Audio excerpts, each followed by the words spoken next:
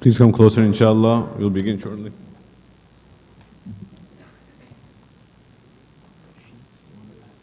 No.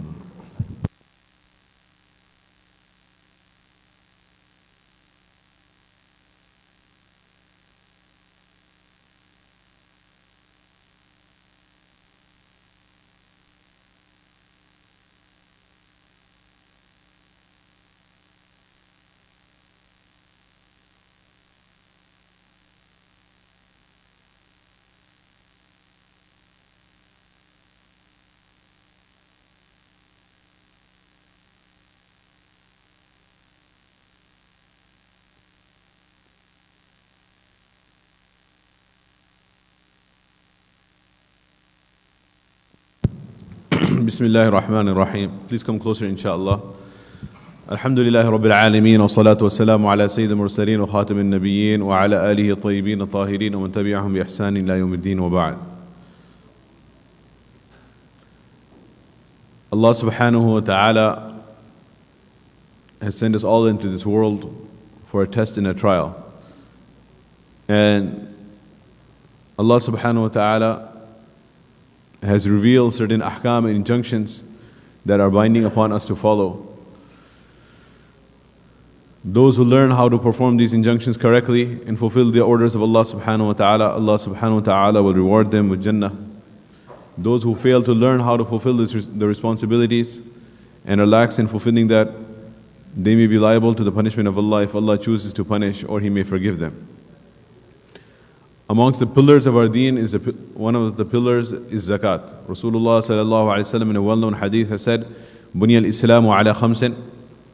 Islam has been founded on 5 pillars: Shahadati an la ilaha illallah wa anna Muhammadar Rasulullah, wa iqam as-salah wa ita'i zakah wa sawmi Ramadan wa hajj al-bayt man istata'a ilayhi sabila. The Islam has been founded on 5 pillars. The central pillar is Shahadat an la ilaha illallah, testifying to the oneness of Allah subhanahu wa ta'ala. And the 4 pillars of the 4 corners are Iqamatul Salah, establishing Salah, giving Zakah, Sawm Ramadan, fasting in the month of Ramadan, and Hajj al-Bayt, going for Hajj, Man istata'a ilayhi sabila, whoever has the ability to do so. So Zakat is one of the pillars of our deen. If you do not discharge this pillar of deen, then the structure of Islam cannot remain erect. The structure of Islam itself will fall. And there is no difference of opinion about it being a farad and an obligation. There is a consensus of the ummah regarding it. It is proven through the Quran, through the ayah of Allah subhanahu wa ta'ala, aqimu salah wa atu zakah, establish zakah. There is command of Allah subhanahu wa ta'ala. And then through the hadith of Rasulullah sallallahu alaihi wasallam, which I recited, through the consensus of the ummah at the time of Abu Bakr Siddiq radiyallahu anhu. There were certain people who refused to pay zakah. In the time of Abu Bakr Siddiq radiyallahu anhu, there were many challenges. Many challenges he had to face. There were attacks by the Romans. The Roman army was intending to attack Medina because the leader of the Muslims, Rasulullah sallallahu alaihi wasallam, had just passed away, and there was a power vacuum, and they thought that now is the time of weakness for the Muslim Ummah. So the Roman army was going to attack from one side. Then there were other people who were looking for opportunities to gain power, and they thought that becoming a prophet is a good way of becoming a leader and amassing a kingdom. So many false prophets propped up. Aswad Anasi, Tulayha, and most famously Musaylamatul Kadhab. And then they had their own followers, and they were rebelling against the Islamic State of Medina, of Abu Bakr Siddiq radiyallahu anhu. And then you had some people who did not follow any false prophet. They were not Romans, they were not Christians, they were apparently Muslims. They recited the kalima and they established salah, and they said they will fast, but they only said they will not give zakah. They did not believe in zakah anymore. It comes in the narration about these people. عن أبي هريرة رضي الله عنه قال لما توفي رسول الله صلى الله عليه وسلم وكان أبو بكر رضي الله عنه وكفر من كفر من العرب. That after Rasulullah صلى الله عليه وسلم left this world, and Abu Bakr رضي الله عنه was in command, and وكفر من كفر من العرب, and many of the Arabs, they became kafir and murtad and forsake the deen, became apostates. فقال عمر رضي الله عنه, then Umar رضي الله عنه came to Abu Bakr Siddiq رضي الله عنه and he said, كيف تقاتل الناس وقد قال رسول الله صلى الله عليه وسلم أمرت أن أقاتل الناس حتى يقولوا لا إله إلا الله فمن قالها فقد عصم مني ماله ونفسه إلا بحقه وحسابه على الله. That, O Abu Bakr Siddiq رضي الله عنه, O Amir al-Mu'mineen, O Khalifatu Rasulillah, O successor to the Prophet, you have now ordered us to wage jihad and defend ourselves from the Romans and against the murtads, against the apostates, and all of these challenges at the same time. Why don't we relax with regards to those who are mani'een of zakat, those who are refusing to give zakat? Because we have bigger problems right now. We can deal with them later. Do you not know the hadith? Did we not hear our Prophet ﷺ saying that I will not fight against those people who say La ilaha illallah. Those who are the reciters of La ilaha illallah, they have protected from me, asima minni ma lahu wa nafsahu. They have protected their wealth and their lives are safe. The lives and the wealth of those who recite the kalima are safe. And these people are reciters of the kalima. They say La ilaha illallah Muhammadur Rasulullah. Wa hisabuhu ala Allah. And they will be finally reckoned by Allah. Allah will judge between them on the Day of Judgment. So what did Abu Bakr radiallahu anhu, as-Siddiq of this ummah, he replied, Wallahi la uqatilanna man farraqa bayna salati wa zakah. Wallahi, I will fight and engage in jihad against those who distinguish between salah and zakah. Those who perform salah but they do not discharge zakat. Whereas Allah subhanahu wa ta'ala says in the Quran repeatedly, Aqimu salah wa atus zakah. So they are denying the ayah of the Quran. Wallahi law mana'uni عقالا كانوا يدونها إلى رسول الله صلى الله عليه وسلم لقاتلتهم على منعها. And just as a figure of speech, he said, Wallahi, those people who in the time of Rasulullah صلى الله عليه وسلم would give the rope with the camel, if now they say, I will give you the camel, but I will withhold the rope. I will not give the rope that is used to tie the camel. Then I will engage in jihad against them as well. What did Umar radiallahu anhu later remark? He said, Wallahi ma huwa illa qad sharaha Allah sadra Abi Bakr radiallahu anhu fa'araftu annahu al-haq. Wallah, it was Allah subhanahu wa ta'ala had guided Abu Bakr Siddiq radiallahu anhu to the truth, and what he said was correct, and I also recognize what he's saying is truth. So we have to make an important distinction here, is that if somebody does not pay zakat, doesn't mean that we can engage in jihad against them, start fighting against them. If a person recognizes it to be the commandment of Allah subhanahu wa ta'ala and does not fulfill it, then that person will become a sinner, a fasiq. Still a Muslim. But if a person denies that zakat is farad and says, I don't even believe in the entire institution of zakat itself, I don't believe in zakat, I don't believe zakat is farad, then that person will not become a kafir, because that person is now rejecting an ayah of the Quran. So when it comes to all of the injunctions of that are the same. All of the commands and all of the prohibitions.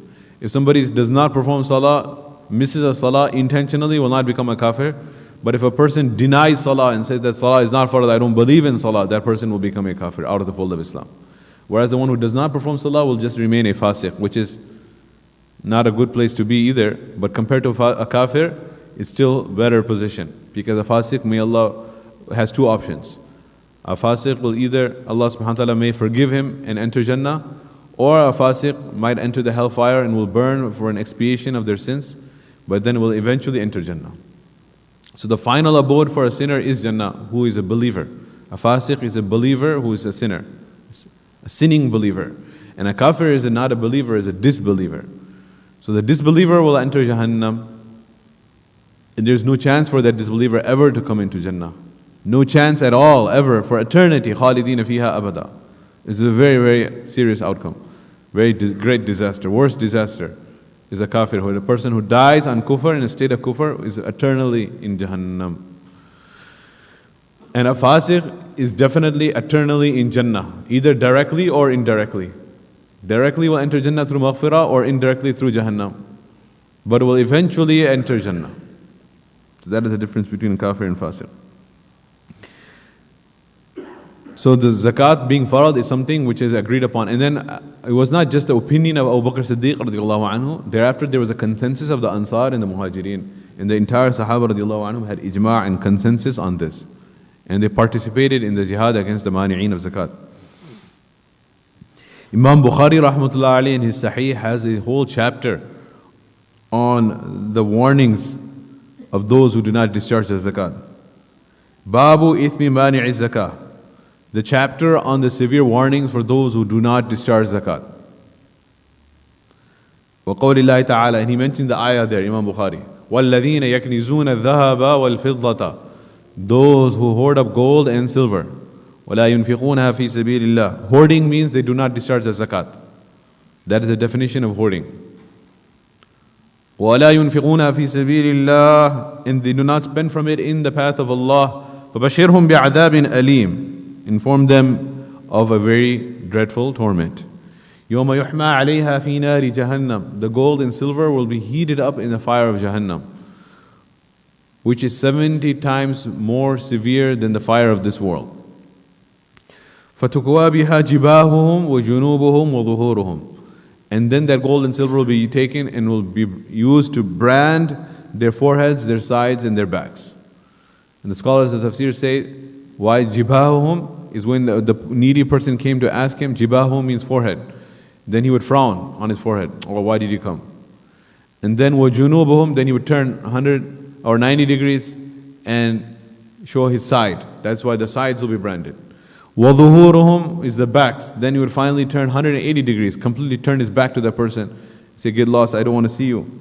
And therefore his back will be branded. هَذَا مَا كَنَزْتُمْ لِأَنفُسِكُمْ. This is what you used to hoard for your own self. فَذُوقُوا مَا كُنْتُمْ تَكْنِزُونَ. So taste that which you used to hoard. This is Surah Tawbah, ayah 34-35.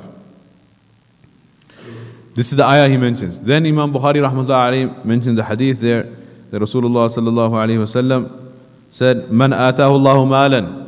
Whoever Allah subhanahu wa ta'ala granted wealth, فَلَمْ يُؤَدِّي زَكَاتَهُ. And he does not discharge the zakat of that wealth. مُثِّلَ لَهُ يَوْمَ الْقِيَامَةِ شُجَاعًا أَقْرَعَ لَهُ زَبِيبَتَانِ يَتُوقُ يَوْمَ الْقِيَامَةِ. On the day of judgment, the wealth will come into the shape of a big serpent, black serpent, and poisonous serpent. And it will come and it will grab him by his jaws and will be clamping onto him and biting him. ثُمَّ يَقُولُ أَنَا مَالُكَ أَنَا كَنْزُكَ. And the serpent will say, I am your wealth, I am your treasure. May Allah protect us. So, this is actually even not the purpose of the discussion, because we want to go into the masail, how to calculate zakah and who are the recipients. But before we go masail, we have to know the fadail and we also have to learn the warnings, the ahmiyah, the importance of zakah. The benefits and rewards are so great as well. The meaning of the word zakat itself is to increase and to purify. There are two meanings in the Arabic language. Imam Qurtubi rahmatullah alayhi says, يَقُولُ الْعَرَبُ زَكَى الزَّرْعُ إِذَا نَمَى. That when the crop grows, then the Arabs would say, zaka az-zar'u. The crop has grown. They use the verb zakat. So zakat means to increase. Just like the increase in the plant. As the plant is growing higher, this is the zakat of the plant, is growing in the language of Arabic. So zakat means to increase. And by giving zakat and by giving sadaqah, a person will have barakah and increase in his wealth. This is mentioned in the Quran. يَمْحَقُ اللَّهُ الرِّبَى وَيُرْبِي الصَّدَقَاتِ وَمَا أَتَيْتُم مِّن رِّبًا لِيَرْبُوَ فِي أَمْوَالِ النَّاسِ فَلَا يَرْبُو عِندَ اللَّهِ وَمَا أَتَيْتُم مِّن زَكَاةٍ تُرِيدُونَ وَجْهَ اللَّهِ فَأُولَٰئِكَ هُمُ الْمُضْعِفُونَ. That which you give in riba will destroy your wealth. That which you give in zakat will be increasing your wealth in the eyes of Allah subhanahu wa ta'ala. So zakat is a means of protecting one's assets and a means of increasing one's wealth. And besides that, another meaning of the word of zakat is to purify. Allah subhanahu wa ta'ala says regarding this in Surah Tawbah, خُذْ مِنْ أَمْوَالِهِمْ صَدَقَةً تُطَهِّرُهُمْ بِهَا. وَتُزَكِّيهِمْ, صَلِّ عَلَيْهِمْ إِنَّ صَلَاتَكَ سَكَنٌ لَهُمْ. O Nabi sallallahu alayhi wa sallam, that take the sadaqah from their wealth, this will be a means of purifying them. It will purify the remaining wealth, and it will purify the heart from the love of the dunya. It is a means of gaining the pleasure of Allah subhanahu wa ta'ala, protection from losses, increase in wealth, and safety from calamities. تَدْفَعُ الْبَلَى, it removes calamities, protection from the wrath of Allah. It will provide a shelter on the day of judgment, security from misfortunes, will be a shield from the fire of Jahannam, and it will save from fear and grief, etc., etc. So these are the benefits of giving zakah.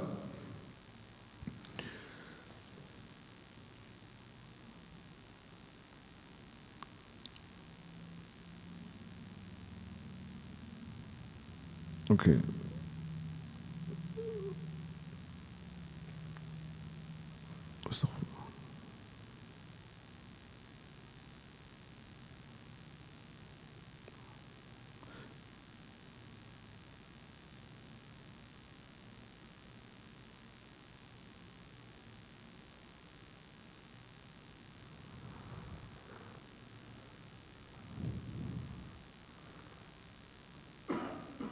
Brother Sa'adat, this is the PowerPoint I had given.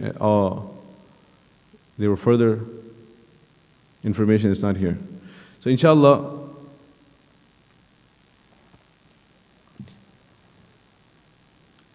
we can, while we work on that, so this is the position of it. First of all, we understand that how important an obligation it is, and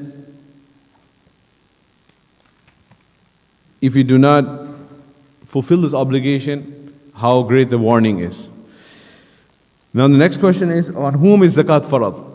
Zakat is farad on a person who is a Muslim, who has accepted Islam. All of these injunctions are farad on those who recite the kalima la ilaha illallah. Salah is farad on a Muslim, zakat is farad on a Muslim, hajj is farad on a Muslim. And what about the non-Muslims? None of these injunctions are farad on the non-Muslims. What is farad on a non-Muslim is that he accepts Islam. Once a person accepts Islam, then all of the injunctions will become farad on that individual. If a person does not accept Islam, then none of the minor injunctions are farad on that individual. So we will say, what is farad on that person? We will say to recite the Shahada and accept Islam. As long as that person is an adult, that means if there is a child who has money in his account and he has been made the owner of that wealth. For example, these are frequently asked questions. So many of the things that we are discussing, people will again ask the same question. So if you listen closely to the actual presentation, then that question will be answered from before. If somebody has daughters or sons, and they take the wealth, gold and jewelry, and give it to that daughter, and say that this is the property of that daughter. So as long as the daughter is a minor, there is no zakat. There is no zakat on the wealth of a minor. Or for example, if some money is put aside for a college fund, of a child, and the father and the mother, they cannot even deduct the money. They cannot deduct the money from that account because it is preserved for that child. There will be no zakat on the property of a minor. When that child becomes baligh, reaches the age of puberty, then the zakat will become an obligation on that person, now that the person becomes an adult. So when does that person become an adult? When a male has the first nocturnal emission, has the first wet dream, is now become baligh, and for a girl when she starts menstruating. After that, the zakat will have to be discharged. If they are so young and they do not know about these things, they do not know how much money is in their college account, and you do not necessarily want to tell them maybe for some reason, still for zakat to be discharged, إِنَّمَا الْأَعْمَالُ بِالنِّيَّاتِ. The a'mal are based upon intentions. So if you are discharging as a parent, as a guardian, their zakat, now that they have become of age, their zakat will not be discharged until they make the niyyah. Therefore, you have to inform them, you have to tell them. If you tell them that, oh my daughter, oh my son, we have some wealth we have given for you and we have assigned for you and it's your property, we are holding it for you until you're older, and now 1 lunar year has passed and the zakat has become farad on that wealth. So do you give me permission to discharge the zakat on your behalf? You have to ask your 10-year-old, 11-year-old, 12-year-old daughter or 15-year-old, 14-year-old son, if they have money, that you give me the permission to discharge the zakat on your behalf. And if they say yes, then you can give the zakat. But if you are giving the zakat without telling them, without informing them, the zakat will not be discharged because they never made the niyyah. And now from the Sharia perspective, they are considered baligh. This reminds me of the distinction that in our deen there is no adolescence, there is no teenage years. Either a person is a child and is not obligated for the injunctions of Sharia, or when they become baligh, physically mature, the salah and zakat, all of these obligations, just like they are upon adults, on a 40-year-old and a 30-year-old, at the same level the obligation is on a 15-year-old, on a 17-year-old.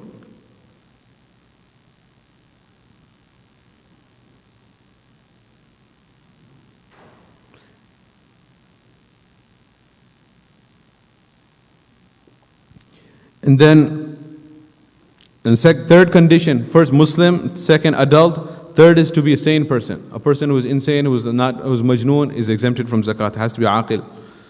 And most important condition is that the person has to be possessor of a nisab. What is the nisab? Nisab is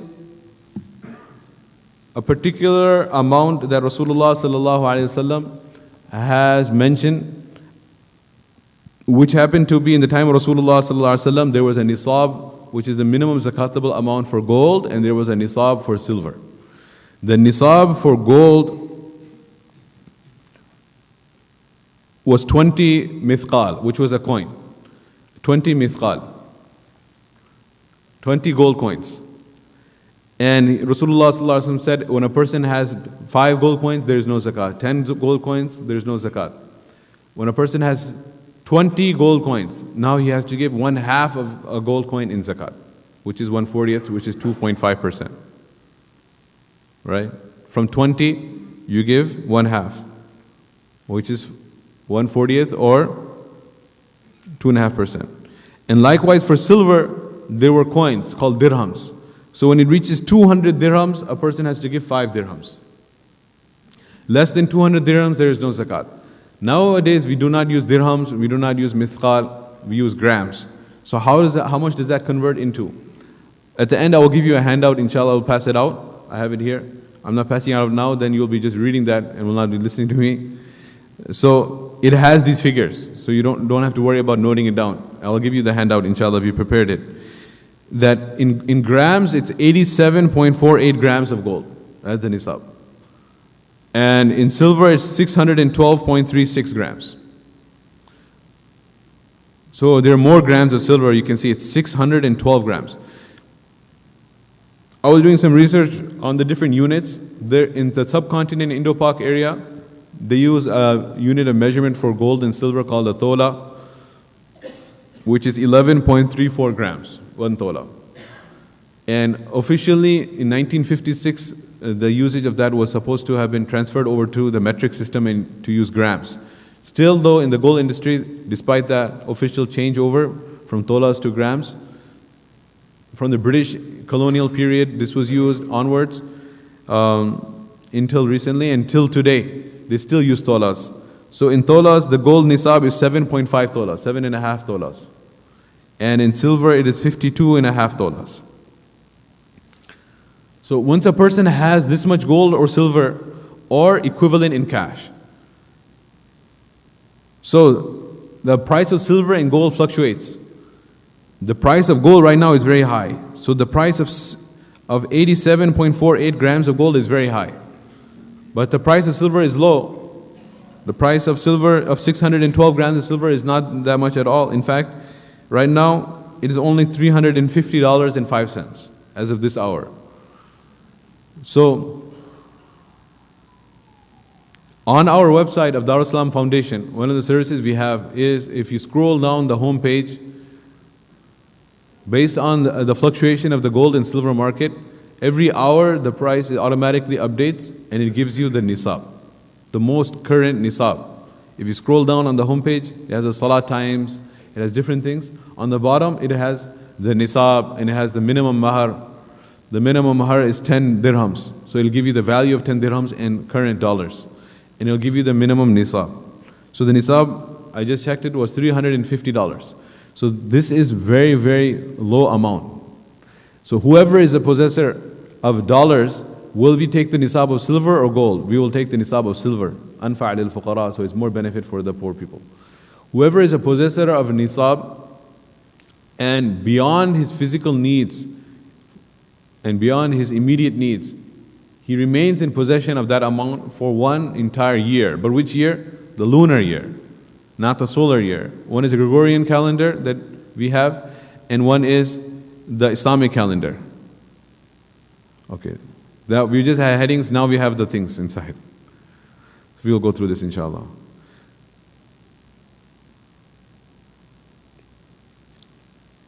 So, this is the important thing to understand the nisab. This is where a lot of confusion is. If a person is in possession of nisab and for one lunar year, then a person every lunar year will have to give the zakah 2.5% of that cash. Now what happens is that people have this concept of it has to remain in my possession for 1 year. What if I acquired a huge sum of money and it remains in my possession only for a short period of time, for 2 months or 1 month? This 1 year condition is not that every single cent and every single dollar has to remain in your possession for 1 whole year. Otherwise, if you're receiving a monthly paycheck, then every month you would have to give zakah. And if you're receiving a paycheck every 2 weeks, then from every 2 weeks, if you're using some part of the money and some part you're saving, say every 2 weeks, mashallah, somebody has a good job, every 2 weeks he's receiving $3,000. He has $6,000 a month, his income. So $3,000 he's receiving every 2 weeks. From the $3,000, he's spending $2,500 on his needs. $500 he's saving. Every 2 weeks he's saving $500. And if it was that you have to give the zakat when the money remains in your possession for one entire year, then what does that mean?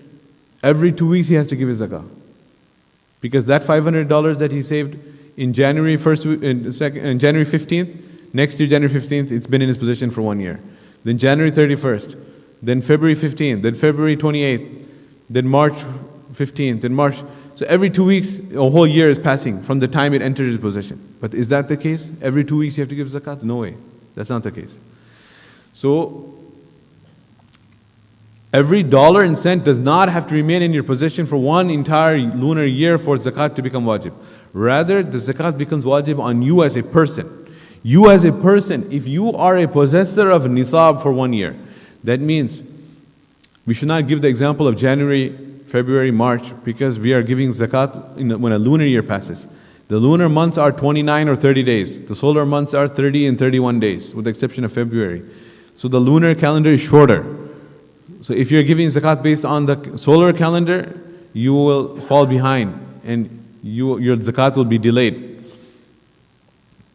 So in the lunar calendar, if a person in first Muharram had nisab, was possessor of nisab, then he waits the whole year, and then when the next first Muharram comes, if he's still a possessor of nisab, he has to give zakat.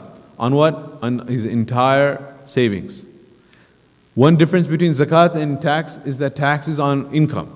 Zakat is not on your income, but rather on savings. So zakat 2.5% will have to be given on his entire savings. Most of the time people try to discharge their zakat in the month of Ramadan. Why? Because you have heard of buy one get one free sales, buy one get two free at most.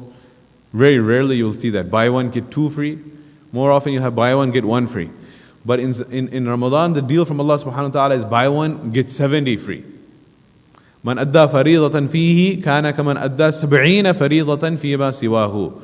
Whoever fulfills an farad obligation in the month of Ramadan will receive the reward of 70 farad outside of Ramadan. 70 times.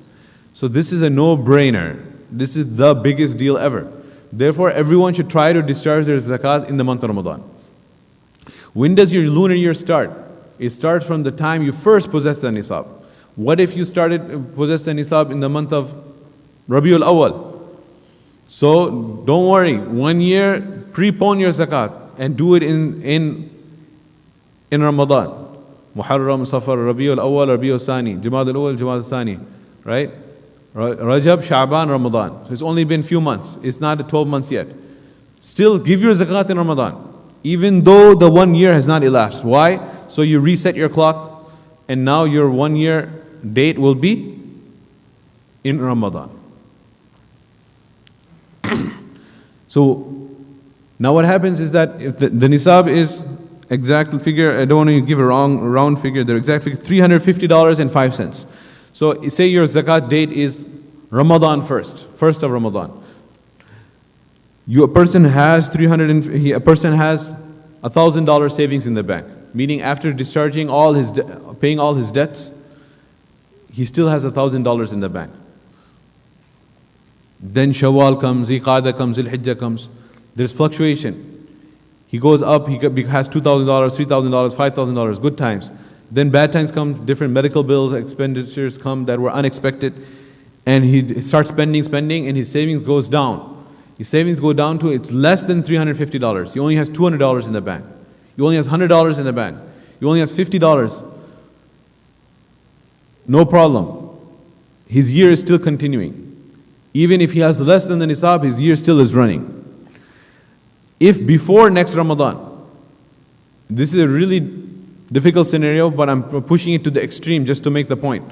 If right before Ramadan, 1 week before Ramadan, he inherits a fortune, someone in his near family member passes away, and he gets $100,000, $500,000 come into his possession, $500,000, $500,000. And now when Ramadan 1 comes, he has $500,000 and $200 that he had from before. How much does he have to give zakat on? He cannot say that this $500,000 came in my possession for the entire period of just 1 week. 7 days I have had it. But he, as a person, 1 year has passed upon the person. Therefore, he will have to give zakat on the whole $500,000 and $200. The only way that the counting of the year will stop is if the money decreases until it hits 0 or he goes into negative. So if a person had nisab for 1 month, 2 months, 3 months, 4 months, was a possessor of nisab for 8 months, 9 months, say 9 months he was a possessor of nisab. After that, such hard times came upon that person that person's assets became 0 or he's now in debt. Now that person's 9 months are gone. They don't count anymore. And then when that person again, alhamdulillah, hopefully gets better times come upon that person and again regains value, his assets rebound, and now he reaches the nisab threshold again, then a new year will begin from that point. Does everyone follow that? So sometimes when we look at, that's why first I gave the example of receiving the monthly check or the bi-weekly check, to show that how that is fair. It's easier for you. Otherwise, you would have to give zakat every 2 weeks, every month. And it would be hard to keep track that anytime any money enters your possession, you receive a gift or any payment, okay, from here is another year. If any savings from this check remain in my possession for 1 year, I have to give zakat on it. Is it that hard? Allah has not made it that hard. Allah has made it so easy. It is so simple that the simplicity of it baffles people and they think they're missing something. It's so simple. All you have to do, you don't have to keep track when the money came, when the money left. There's one date in the year. On that date, how much possessions you have, how much cash you have, you just have to give zakat on that. Simple as that. Whether the money remained in your possession for 1 week, 1 month, 2 months, 6 months, 9 months, 10 months, or it has been in your possession for a whole 12 months. On that date, you have to give zakat on 2.5%. So that is the issue of nisab. This wealth has to be fully owned by the person. It has to be in excess of his personal needs, clothing, household furniture, utensils, cars, or all personal use items. And it should be and he should have been a possessor of nisab for 1 year. Then the person will have to give zakat.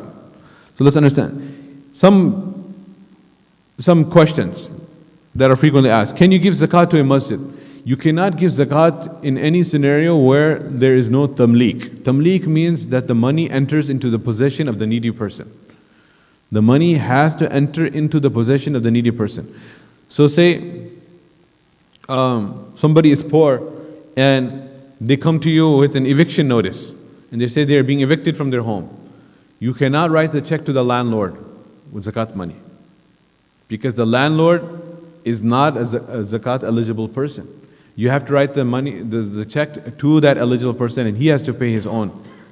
He has to pay his own zakah. If somebody says that my gas will be cut, my electricity will be cut, this is the bill, you cannot write a zakat check to ComEd, to Nicor Gas. You write the zakat check to the needy person. Somebody says, I do not have money to pay the fees for my child for school. You cannot write the check to CPSA, to Islamic Foundation. You write the check to the needy person, they will pay their zakat, etc., etc. And likewise to a masjid, if the zakat cannot be used in salaries, the zakat cannot be used for bills, for public places, even for public use. All of those have to be supported through sadaqah. One condition for the fulfillment of zakat is that it has to enter into the possession of the needy person. Does one pay zakat on jewelry if it is in use? Zakat has to be paid on all gold and silver in any form, whether in the form of coins, whether in the form of bars, whether in the form of jewelry that is being used even. When it comes to gold and silver, you'll have to find the value of that, take the weight of that, find out how many grams it is, multiplied by the gold price, and we can go to goldprice.com and find out how many dollars per ounce the gold price is. Yes, for different qualities of gold, there are different prices of gold. If you have 24 karat gold, then you find the value of 24 karat gold. If it is 22 karat gold, 18 karat gold, whatever level of karat gold there is, if you have, somebody has, for example, 100 grams of 18 karat gold, they do not have to take the price of 24 karat gold and evaluate on that. They can evaluate based off of what is the price of 18 karat gold, 18 over 24. Does one pay zakat on rental property value? If you are owning properties and you're collecting rent from those properties, there is no zakat on the value of that entire property. Rather, there will be zakat only on the rent that you are receiving. Is there zakat in 401ks? 401ks, the retirement plans, this IRS has this 401k plan where the employer adds some money and the employee saves some of his paycheck and puts it into that account. So there is zakat on the 401k because it is your money. It is your money, you are choosing not to use it. It is stored for you. When it matures, then you will take it out, the entire amount. So there is zakat on the 401k. There are two fatwas that I have come across regarding how to discharge the zakat on the 401k. Because if a person is wealthy enough and has enough income, if they are able to discharge zakat on the entire amount of the 401k, then that is the way to go, because there is one fatwa that is the actual obligation, that the zakat should be discharged on the entire 401k amount. But if someone says that I'm hand to mouth, whatever income I have, I'm using it, I don't have that much savings. Yes, my 401k might be ballooning, but I don't have access to that. So if I have to give 2.5% of that huge amount, I don't even have the cash to give that.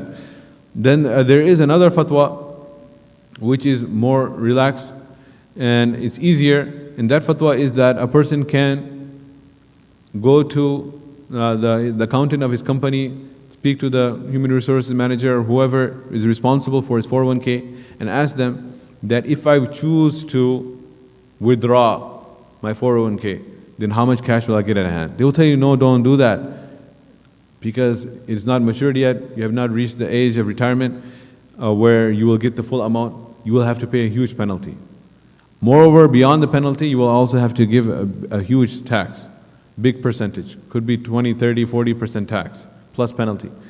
So say for sake of the argument, for the discussion, for the example, a person has to give 20% penalty and 30% tax.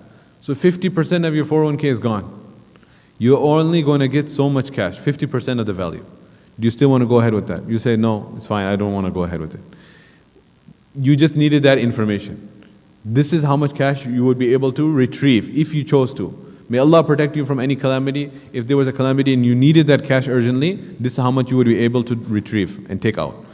Then you will give 2.5% of that amount only. 2.5% of only that amount that you would be able to take out.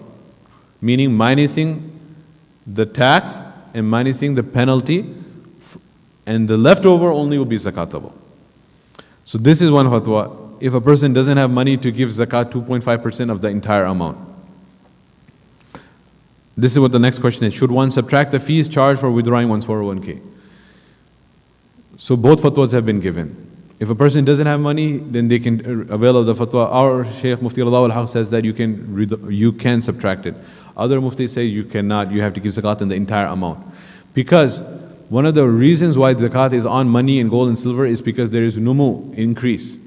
So what their reasoning is that, are you paying the tax? You're not paying the tax. Are you paying the penalty? You're not paying the penalty, are you? You're not. It's hypothetically, if you would discharge, if you would take the money out, you would have had to pay it. But you didn't pay it, and you kept it.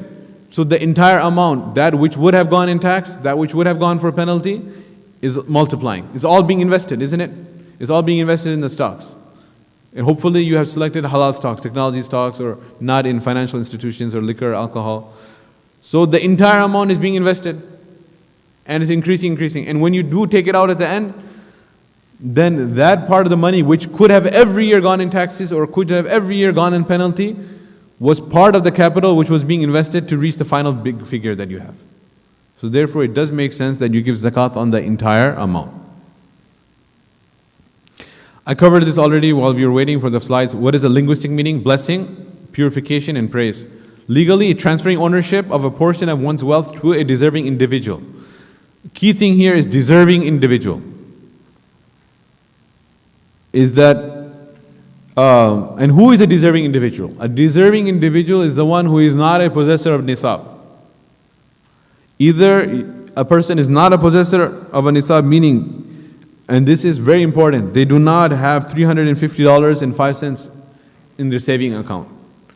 Everything they earn, they might be earning $1,000 a month, $2,000 a month, $3,000, but they're spending all of it. They have no savings. If they have no savings, just lying there, $350, or they don't have 7.5 tolas of gold or 52 tolas of silver, then they are a needy recipient. It's hard to find such people nowadays, you'll say. Who doesn't have that? So they are people who have huge loans. They have money, but they have huge loans. If they have loans which are need-based loans, and education is a need too. So if they have student loans or there are medical loans, the medical bills that are more, or they are in such a calamity where they owe somebody money, they took a loan and then they aren't able to pay it off, and their loan is more than their savings, they are a valid recipient. In the ayah where Allah subhanahu wa ta'ala mentions, ayah number 16, Surah Tawbah, who can receive zakat, إِنَّمَا الصَّدَقَاتُ لِلْفُقَرَاءِ وَالْمَسَاكِينَ. Sadaqah and zakat is to be given to fuqara. Fuqara are those who are poor but have very little money. Masakin are those who have no money. Miskinan dha matarabah. Dha matarabah means the one who is toiling in the sand. He's turning around in the dirt. He has no clothes even to wear, hardly. He's miskin. إنما الصدقات للفقراء والمساكين والعاملين عليها والمؤلفة قلوبهم وفي الرقاب والغارمين. والغارمين means those who are in debt. We can give people who are in debt. It's wajib to pay immediately, meaning when the lunar year passes, it has to be given right away. And it'll be a purification from sins and impure wealth. What are zakatable assets? Are cash. What type of cash? The dollars, the pounds, the euros, whatever the cash may be, what is more than the nisab. Stocks, you have to give zakat on the market value of the stock, not on the value that you bought it. You don't have to keep track of the value that you purchased the stock. Every year, on the date of your zakat, when you discharge your zakat, what is the value of the stock on that Ramadan one? Or for us this year, if you're going to do it still, say on Ramadan 25. On Ramadan 25, 25th day of Ramadan, you're discharging your zakat, what is the value of the stock on that day? The 401k, we talked about it already. Gold and silver, we talked about it. You find the value of the gold, find the value of the silver, 2.5% of that. Resale property. Anything which is bought with the intention of selling it is zakatable. So that means if you have 5 cars, but they are for your kids and your wife and yourself, no zakat on cars. No zakat on homes. If you have 3, 4, 5, mashallah, homes, and you are renting them out, there's no zakat in the value of the homes. Any of these properties, there's no zakat on. But anything you buy with the intention of selling, if you buy a property with the intention of selling that property, to flip it, buy and sell. So this becomes urudu tijara, an item which is bought with the intention of resale to make money. This becomes stock in trade. This will become zakatable, meaning the entire value of that property is zakatable. If you have no intention, people say, I just bought a plot of land, I'm not sure what I'm going to do with it, I might construct a house and rent it out, or I might sell it, then there's no zakat on it. Once you've put it on the market and you're actively trying to sell it, then there will be zakat on the value. But if it's just, ek plot liya hua hai Pakistan mein, some people just ask the question, I have a plot, it's just lying there, I don't know, I will build a house, or or it could be here, plot of land could be here too, you could own property anywhere, then there's no zakat on it until you know what you're doing. That's what the last one says, inventory. Inventory means that if you are a businessman and you are buying things and selling things, then your entire stock, if you have a store, all the items in your store, you have taken inventory of that and the entire amount would be zakatable. The selling price, on the selling price, not on the purchasing price. Of course, minus your debts, your liabilities. This is what I was talking about, the gold. If it's 24 karat, that means 24 out of 24. It's 99.99%. It's never 100%. This is gold. So you'll have to take the gold price and multiply it by how many grams you have. If it's 22 karat, then you have to take 91.67% of the gold price. All the way down to like 9 karat, it's 37.5% of the gold price. You don't have to lump all the gold together. People do that. It's not a big problem. You're just paying more zakat than you have to. Paying more zakat is not a big problem. Paying less zakat is a major problem. So many people, if they don't want to bother, and if you want to take all your gold of different carat values and multiply times the gold price, that's fine, knowing that you are paying more than what you have to. Otherwise, you are allowed to take into consideration the percentage of gold. Debts and expenses you're allowed to take out. All money currently owed, even if not immediately, meaning money you owe people. When you are making your zakat worksheet, and I'm going to pass out the zakat worksheet so you can look through it, everyone can have their own zakat worksheet and fill it out, then you have liabilities that you're going to take out before you put your 2.5%. What do you take out? Money you owe people.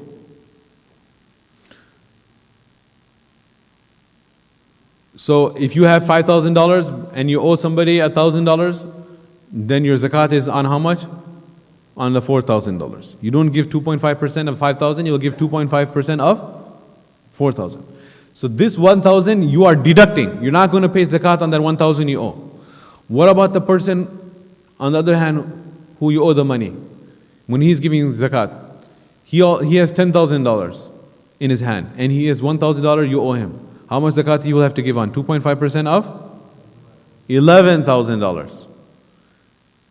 Why? It's because otherwise, if he says that I don't have the money, I'll give zakat on my 10,000, and you say I owe the 1,000, I'm not giving the zakat, then no one gives the zakat on the 1,000.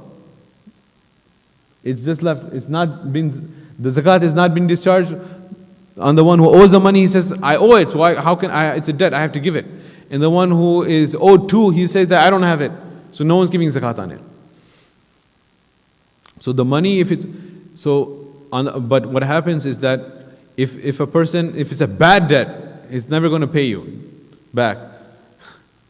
then you don't have to give zakat on it. If you write it off and you just say, forget it, he's never going to give it to me, so I write it off, then you don't have to give zakat. But if you are expecting it and you have evidence that he owes you, and you have witnesses and you have a document, maybe he's late in his payments, whatever the case may be, but he's going to eventually pay you, you have to give zakat on that entire amount. If you don't have money to give zakat on the money that is owed to you, then you can delay and wait. And once you get the money, then you give it zakat for the past years. But the zakat has to be given. Before, back in the times, people would shy away from taking loans. They would hate loans. Loans are something bad. You don't want to take debt. It's something you seek protection from. Rasulullah ﷺ sought protection from. Allahumma inni a'udhu bika min ad-dayn. Oh Allah, I seek a protection from being in debt. It's a bad thing. It's not a bad thing anymore, unfortunately. This is the way the capitalists and people like to just blame the Yahud or whoever out there have created the system that everyone is in debt. They want you to be in debt. They encourage you to be in debt and then pay interest on that debt. So people would not take loans before. And when you're pushed to the extreme, you would take a loan. And that's why it would be subtractable from your zakatul assets. But nowadays, you're comfortably living in a home, you want a bigger home, so you take a debt to live in a bigger home. You take debts to have a bigger business, commercial loans. So everyone are taking loans, big loans. Now you understand this masala. If the entire amount of the loan can be deducted, then pretty much no one in America would be giving zakat. Because the millionaire also, he has an income, mashallah, say, he has a yearly income of $800,000. MashaAllah. $800,000 is income. But how much savings he has compared to how much loans he is. If you take the entire amount of the loan, on his house he has a huge mortgage. $2 million home he wants to live in, $3 million home. He's only paid a portion of that. And then on his cars also there's loans. On other properties and other investments he's involved in, there are loans. So the entire summation of all the loans, the money he owes people, is greater than his savings. Savings, kuch nahi hai. He doesn't have any savings. He's so rich, but he has no savings. This is the modern dilemma, right? Everyone is in debt. Of course, maybe I don't want to blame any particular profession, so I'm not taking the name, but he studied for many years in university to be able to get the degree for which he is earning so much money. You know where I'm going with that. So he has huge college loans too. But he's not worried. He's sleeping soundly. He doesn't know that he's responsible for all these debts. Rasulullah ﷺ did not perform the janazah of the one who has debt. So what's going to happen? This person who has $800,000 income, mashallah, muh mein pani aa raha hai, right? You're thinking, wow, I wish I had that income. He's not giving zakat. So that doesn't work, right? Therefore, the fuqaha state that you cannot deduct your whole house mortgage, you cannot deduct all these long-standing bills. When it comes to sleeping at night, it's not bothering you. When it comes to enjoying your parties, it's not bothering you. When it comes to zakat, no, I owe all this money. That's not fair. What are you worried about? You're worried only about your monthly payment. You're worried only about your monthly installment, isn't it? That's the only thing you're worried about. Yeah, I can handle that. Monthly installment is not a problem. Who's worried about the whole amount? I'm not sanctioning saying that's a good philosophy. That's wrong, but that's how it is. So because you're only worried about your monthly amount, that's how much you can deduct from your savings. You look at all your savings, how much is your monthly payment for the house, monthly payment for the car, you can deduct that. You cannot deduct the entire amount. A person has $1 million in the bank, but he owes $3 million. So he won't give zakat, right? No, you don't deduct $3 million, you only deduct the monthly payment. Yes. No, monthly payment for that month. Just for the month in which you're discharging your zakat. If you have already paid it, then it's already excluded. If it's still owing, the bill is on your desk. Your bills, all the bills for that matter. Your electric bill, your gas bill, your garbage removal bill. If you're renting a house, then the rent bill. So there's either two scenarios. You either paid all your bills before you give zakat, so it's already out of the money. It's already excluded. If you did not pay the bill, it's on your desk, you have to pay it, but you have to pay it this month, then you can deduct that. Is mahine ke kharche, in this month, whatever you owe, you can deduct that. Liability and eligibility. If someone is not liable for zakat, are they eligible for it? What do you think? If you are not liable to pay zakat, आप पर zakat फर्ज नहीं है, तो आप zakat ले सकते हैं? Not always. That's a trick question. What's the trick question? Is the answer is that a person is malik of nisab. He has a nisab,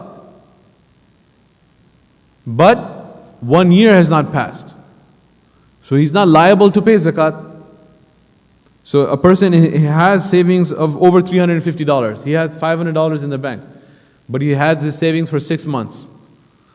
So is it fard on this person to pay zakat? No. But is he eligible to receive zakat? No. Why is he not eligible? Because he's sahib nisab. Why is he not fard on him? Because 1 year has not passed.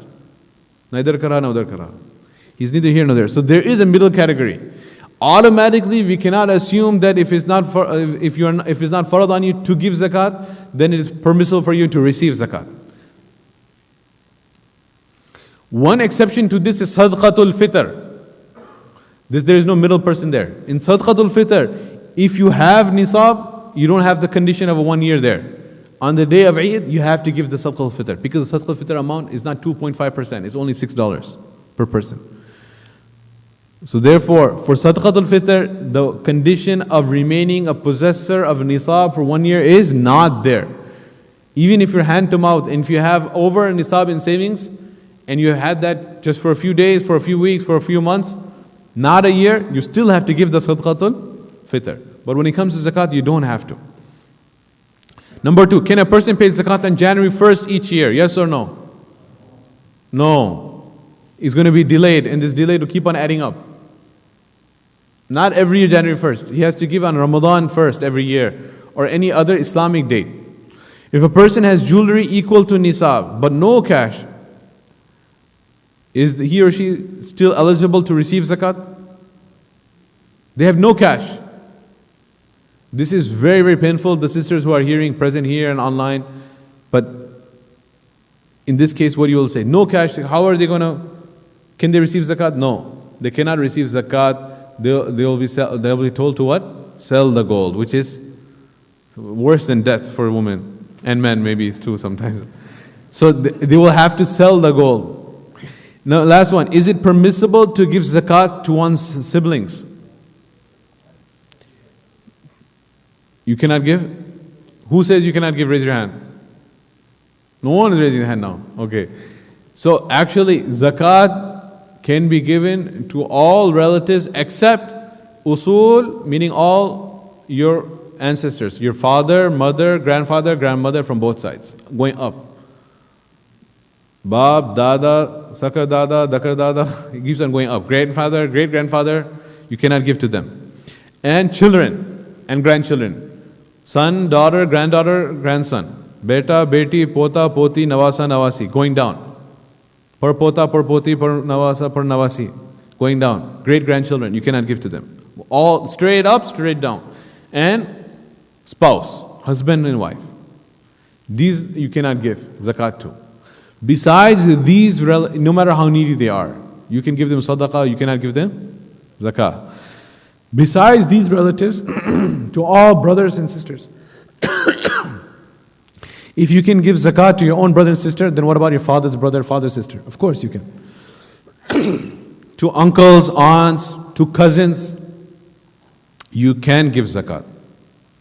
Then the question comes, should you tell them this zakat money? Do you have to tell them? No, you don't have to tell them. You have to make the niyyah though. You cannot have helped some brother out, some cousin out, some uncle out, afterwards say, oh, that was my zakat. Before you give them the money, you have to make the intention. And it's actually recommended that you don't tell them, oh, my cousin, oh, my uncle, oh, my niece, oh, my granddaughter, I'm giving you zakat. Oh, my granddaughter, you can. Oh, my nephew, I'm giving you zakat money. You don't have to tell them. You can even give it as a loan. But not expecting repayment. If they want to repay you, then you can't accept it. You say, no, I forgave the debt. Just to keep their izzah and their honor. If someone is so needy and just say, okay, just take it. If he says, no, I don't want to take it. You're not even telling him it's zakat. You're telling him, just take it as just assistance. I'm helping you out. He says, no, I don't want to take it. Itna ghairat wale. Aise log kam reh gaye hain. He has such a honor, sense of honor. Nowadays they said, take it, let me give it to me, I'll take it. But if somebody said, no, it's fine. Then you can say, hey, it's just a loan. And your intention is not a loan. Your intention is, it's a zakah. And you know he's not going to be in a position to pay you back. If somehow his wealth rebounds and he becomes rich again and he wants to pay you back, then you cannot accept it. It is zakat money. So it is permissible to give siblings. Who is liability for zakat? All sane adult Muslims. I spoke about this. You have to be a Muslim, you have to be adult, and you have to be sane.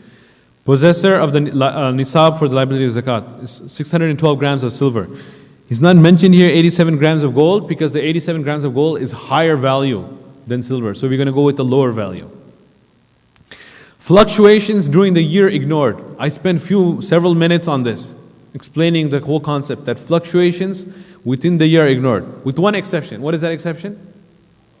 If you go down to 0. If your money goes down to 0, then your year ends and it will restart counting when it reaches nisab. Otherwise, even if your money dips below the nisab, your year count continues. You're liable even if one does not possess liquid assets. Meaning, if somebody has stocks and gold and silver, and he says, and he has properties which he bought with intention of resale. He doesn't have liquid assets. He has a 401k. Then he says that 2.5% of all of the zakat, I don't have the cash. He still has to give it.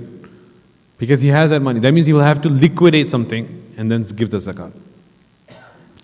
If there's a woman who has gold and she doesn't have cash, she can ask her husband to pay zakat on her behalf.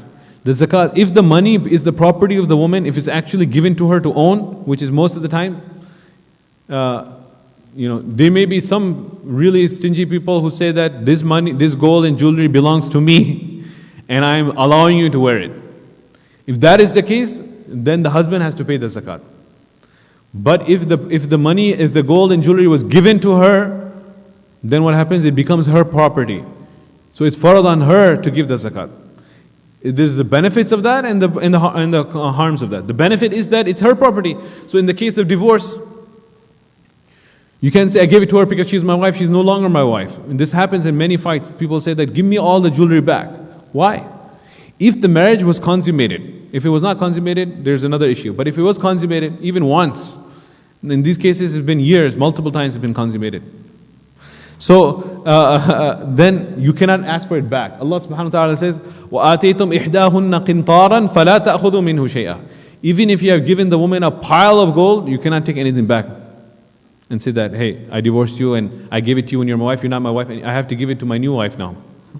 Where am I going to get so much gold again? So give it back to me. No. You cannot take it back. She will get all the gold that was given to her at the time of the shadi. And then every year she will have to give the zakat on that. If somebody says that, no, this gold belongs to me, I'm letting you wear it. And he has to tell her that, which is like the least romantic thing to say. In that case, he will have to give the zakat every year.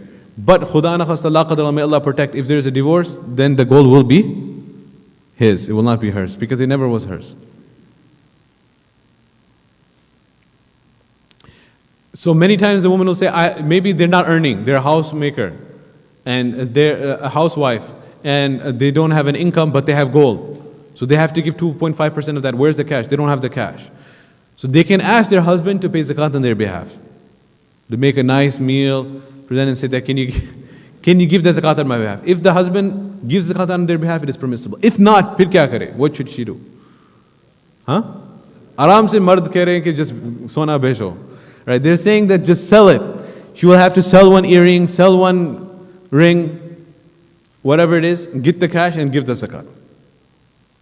Or she doesn't have to sell it if she can even give the zakat directly from the gold to a needy person. Give the ring to a needy person. if it works out. Yes. I have a question before what is liquidity. So let's just take an example. Somebody has $1 million and they can get $500,000 if they yell it out in some hypothetically, right? They want to, because they don't execute on it. They don't have $40,000 in cash to pay them. Okay, the question is, a person has, mashallah, $1 million in his 401k. Even if he takes the relaxed fatwa that he takes out the tax and the penalties, and $500,000 he has to pay zakat on. He doesn't have cash to pay the zakat of 2.5% of $500,000. What should he do?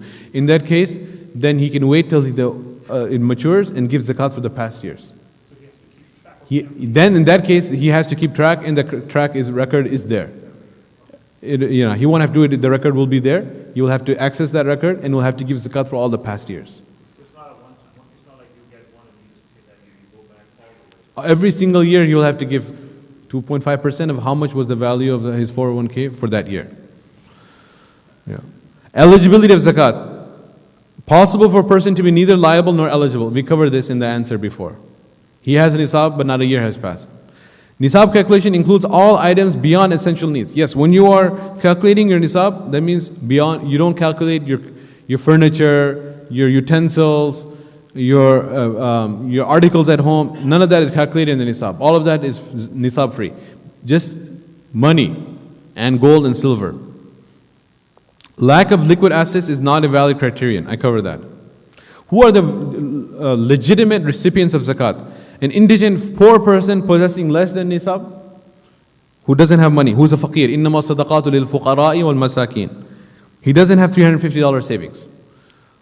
Or a person has no wealth at all. The first person is called a faqir, second one is called a miskin. Or وَالْغَارِمِينَ, Allah says in Surah Tawbah, debtor, the one who has debts. He has $1,000 in the bank. He has $5,000 in the bank. You can still give him zakat. How come? Because he owes $10,000. A person's debts, and these are debts due to necessity, not debts for expanding business or having a luxurious home. Or originally Allah Ta'ala mentioned this ayah, وَابْنُ السَّبِيلِ. We have to discuss this a little bit. Back in the time when transfer of money wasn't so easy, then the wayfarer who may be wealthy in his homeland but poor on his or her journey. وَابْنُ السَّبِيلِ means a person is a rich person, millionaire back home, but he's in a distant, faraway land. And maybe he came for Hajj and all his money got stolen. So he doesn't have money with him now. So that person is a recipient, valid recipient of zakat. Despite being rich at home, because they don't have money with them, you can give them zakat money. But nowadays, how hard is it to get access to one's wealth? ATMs are there, banks are there, transfer money, wire transfers, all of these different ways. So Western Union, you don't have to go to Western Union, just through the banks, it's so much easier. So that's why this is questionable. If a person is in such a condition, maybe he comes from a third world country and in a very agricultural, rural area, doesn't have a bank account, has money at home in his village in Central Africa, but right now he doesn't have money. So there is scope of this wabnu sabil still being applicable in very limited scenarios. Where a person has money, has gold, has bars of gold, mashallah, in his village home in Central Africa, but doesn't have any electronic money, doesn't have it in a bank account, it's not transferable. And that person is now away from his money and was robbed. In that scenario, you can still give zakat to that rich person. Very limited scope. Or a Muslim soldier, fi sabilillah, who is cut off from his troops, you can give him money, zakat money. Inapplicable recipients is an official zakat collector of the Muslim state. Yeah, so this brother, you had asked this question in email, one brother here, and he will know who he is that he just asked this question to Mufti Azim when he was giving the announcement about Islamic Relief or Helping Hand and any of these organizations, these aid organizations, when they say that you can give your zakat money, then the announcement was made that you have to find out how much they use in administrative costs. So for example, if they say that 12% of our revenue, of our income goes in administrative cost, then you should give 112% zakat. 12% will be a charity, sadaqah, to helping hand, to Islamic relief, and 100% of your zakat will reach the recipients. So helping hand, Islamic relief, ICNA relief, all of these organizations are not valid recipients of zakat. Why? It's because وَالْعَامِلِينَ عَلَيْهَا in the ayah mentioned in the Quran was regarding the official zakat collector of the Muslim state, who is on behalf of the Khalifa. So they were collecting zakat on behalf of the poor people. Here in this day and age, there is no official Islamic state. The so-called Islamic state is not an Islamic state. It's the most un-Islamic state possible. So these 8 organizations are representing the rich people. They are collecting money on behalf of the rich people and going and distributing it to the poor. They're not collecting money. They're not an official representative of the faqir. So therefore, they're not a recipient of zakat.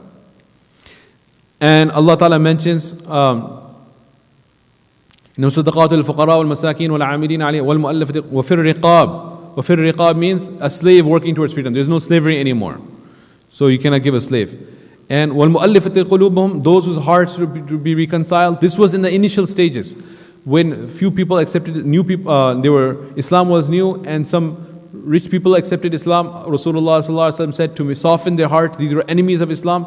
Rasulullah ﷺ gave them zakat money. But now Allah subhanahu wa ta'ala had freed Islam from those type of people. So that is also not a valid recipient of zakat. I have this question, like all these organizations who are asking for your zakat money, besides the point that they are spending part of it on their set of expenses, you cater for that and give them extra. But the thing is that, as you pointed out, they do not make this money available to the individuals as such.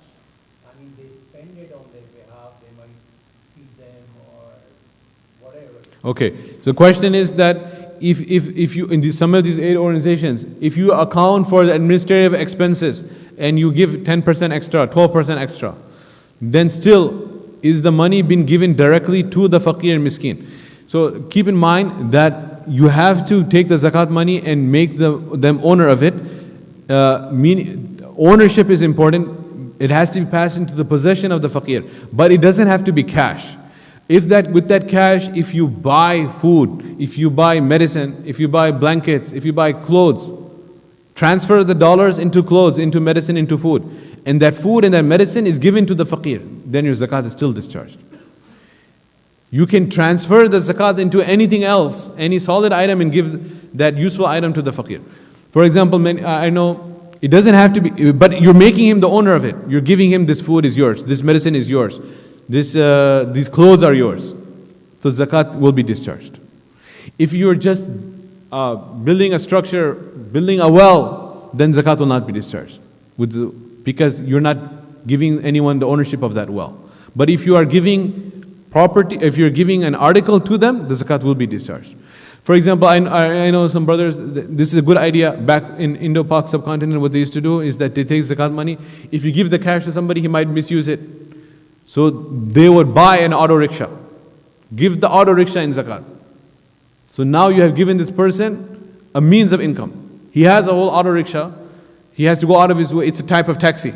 You bought a taxi and gave a person a taxi. In case you don't know what an auto rickshaw is. Now he will drive the taxi, he will make his income. But in some cases, it so happens that you really don't know. The best thing, of course, is to give your own zakat to needy people. Find your own needy people and give it on your own. Or give it to such an individual that you trust, who knows people and is giving to them. That is obviously the best thing to do. No substitute for that. Yes?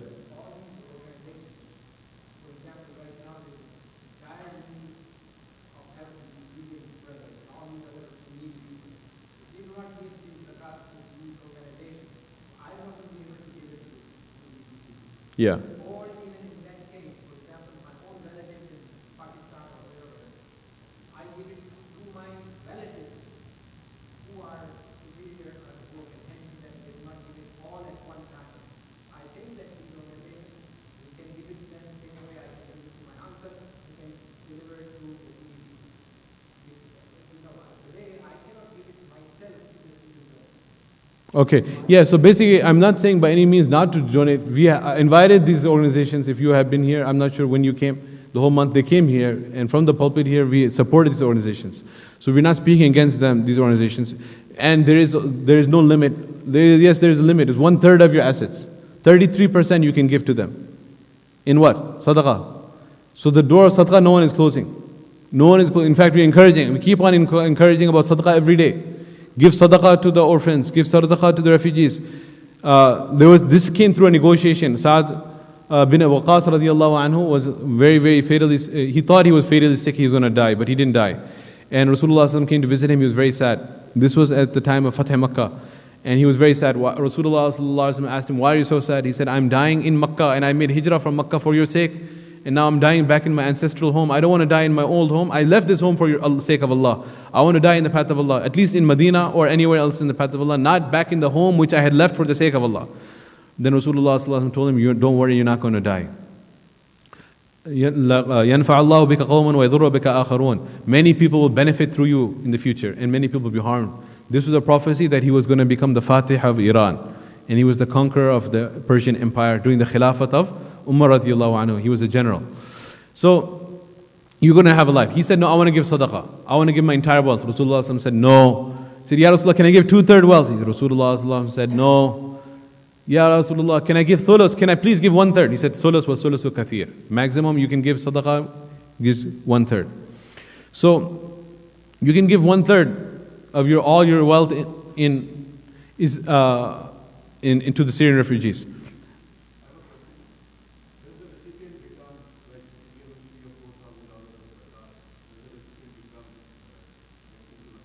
Yeah, if you give a recipient $4,000 and now he becomes sahib in nisab, that when you initially gave him the money, if he was below the nisab, you can give him money that he ends up surpassing the nisab, no problem. He will have to give zakat if he continues to have savings for 1 year.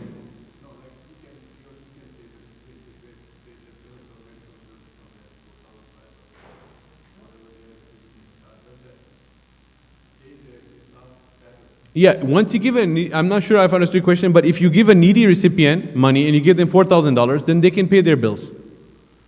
That's what you're giving them, so they can pay their bills, yeah.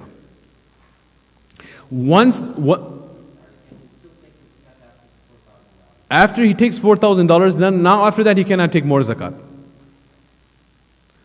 This trick question I'll explain a scenario to you. If there's a person who's needy, he has less than the nisab, you give him $2,000.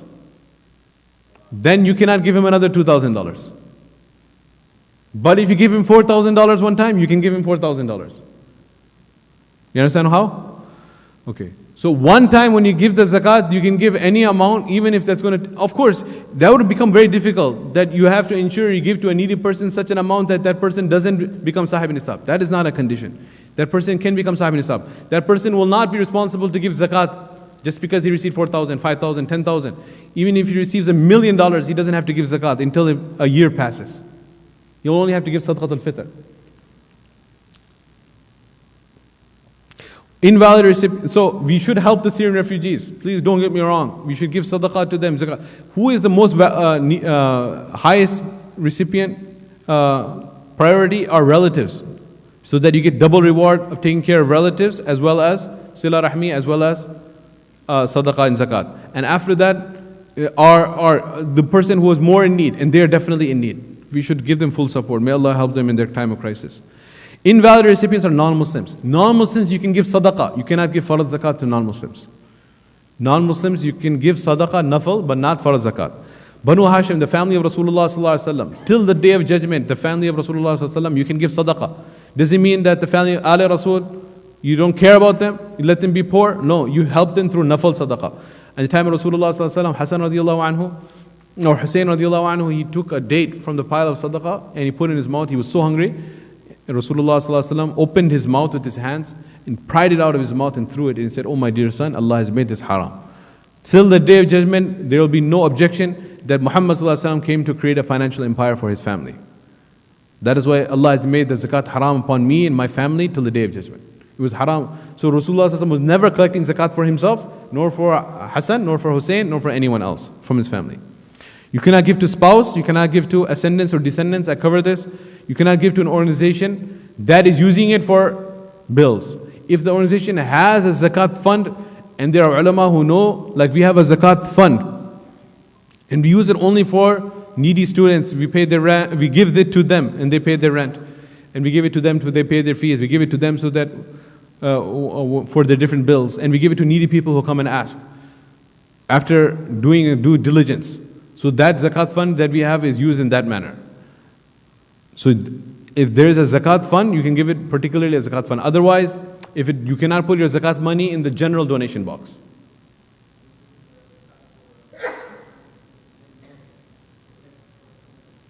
If somebody is for getting married, can you give zakat to somebody who has to get married? Again, if they have a nisab, you cannot give them. If they have debts, then you can give them.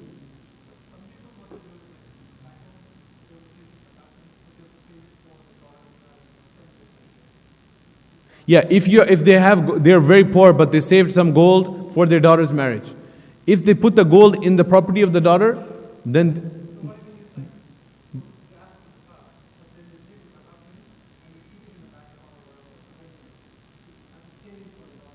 yeah, if the people who are needy and they take zakat money and then they save it on the side for their daughter's wedding.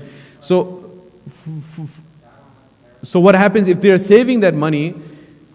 And if it's still in their possession, then they will not be a valid recipient. Even if they are poor, but they are saving that money because it's their own saving. So the way out for that is what they do is take that money, don't keep it under their own name. Make the daughter the owner of it. Then they will free themselves so then they can become a valid recipient. I'm showing them the way out. You understand? So because because a person is needy. See, if it's genuinely, आपका सवाल ये है कि वाकई मोहताज आदमी है, पैसे तो उस खर्चे के लिए रखे हुए हैं, अब उसको ज़रूरत है, तो इस वास्ते तरीका ये है कि he takes the money, he puts it into the possession of that daughter, then he doesn't have the money anymore. You cannot abuse this. You know, there are ways of abusing. For example, a person has $1 million savings. When 6 months pass, he tells his wife that, you know what, honey, I love you so much, my darling, I give you $1 million. She says, really? And she keeps it. Then what happens? After 6 months, she says, honey, my husband, I love you so much, I give you $1 million back. So what happens? There's never zakat. Because no one owns money for 1 year. 6 months they're millionaires, 6 months they're $0. The kabhi nisab, kabhi saal pura nahi hua. He never passed a full year. Is this permissible? No. So using a hila shari'ah, using a sharia hila, so just like the accountants, they can tell you how to save taxes. So if you go to the muftis, we can come up with a lot of these things for you, of how to, you take all your money and you buy diamonds. What are diamonds? Stones. There's no zakat on stones. There's no zakat on stones. Only according to Imam Ahmad al-Hanbal there is, but according to Hanafiya, Shafi'iyya and Malikiyya there isn't. La zakata fil ahjar. There is no zakat on stones. There's stones, semi-precious stones, rare stones, brilliant stones. Or platinum, there's no zakat on platinum. So if you take all your cash and invest it in diamonds or platinum, then there's no zakat on that cash. But that should not be a person's intention. Na'udhu billah.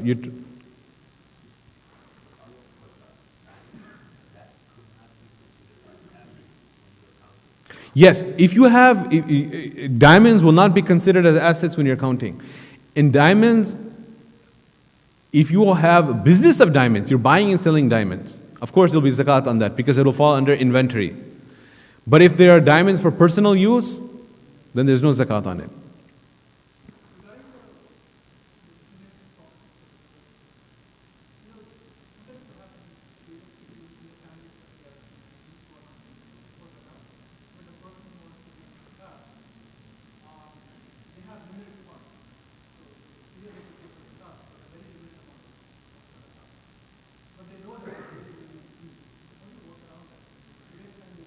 If there's somebody from the family of Rasulullah ﷺ in your extended family, and you want to give them money, but you do not have enough extra money to give sadaqah, you only can give zakat.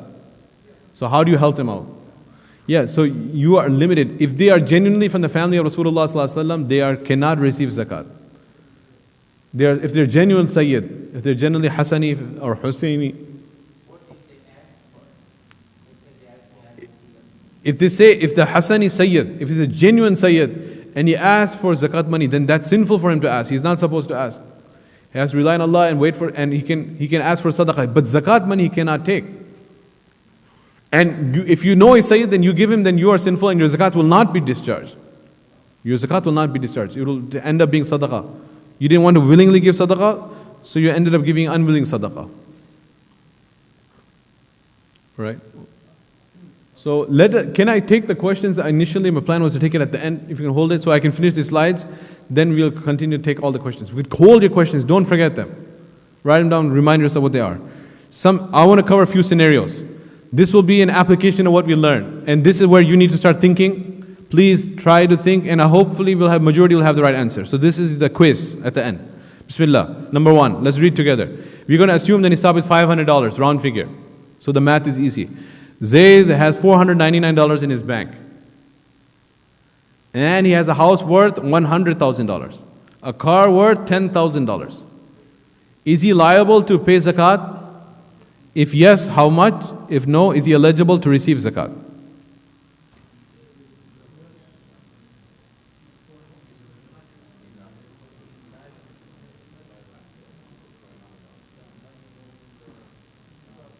Okay.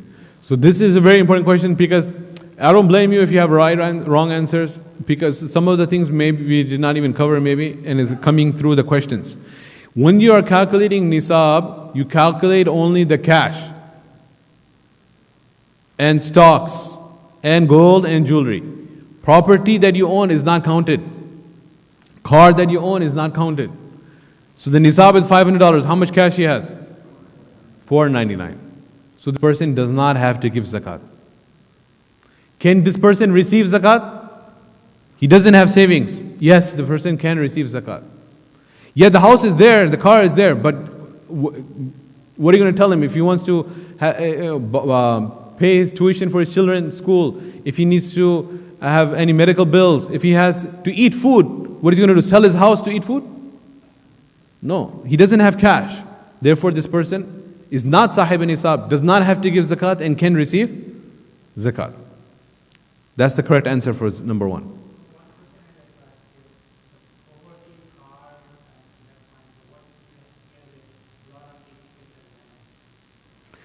If a person has land, that will not be taken into account either. It's like a farmer who owns land, it's only the cash that is taken into account. If he owns land, it will not be. If there is land with the intention of resale, then that will be zakatable. That will be taken. If he owns land, he buys and sells land for selling for profit, then you will take into account his land. Okay? And if it's just land that he's using for farming, then you will not take that into account. Number 2, Zayd has $100 in his bank, a house worth $100,000, and 2 vacation properties, each worth $50,000. Is he liable for zakat? If yes, how much? If no, is he eligible for zakat?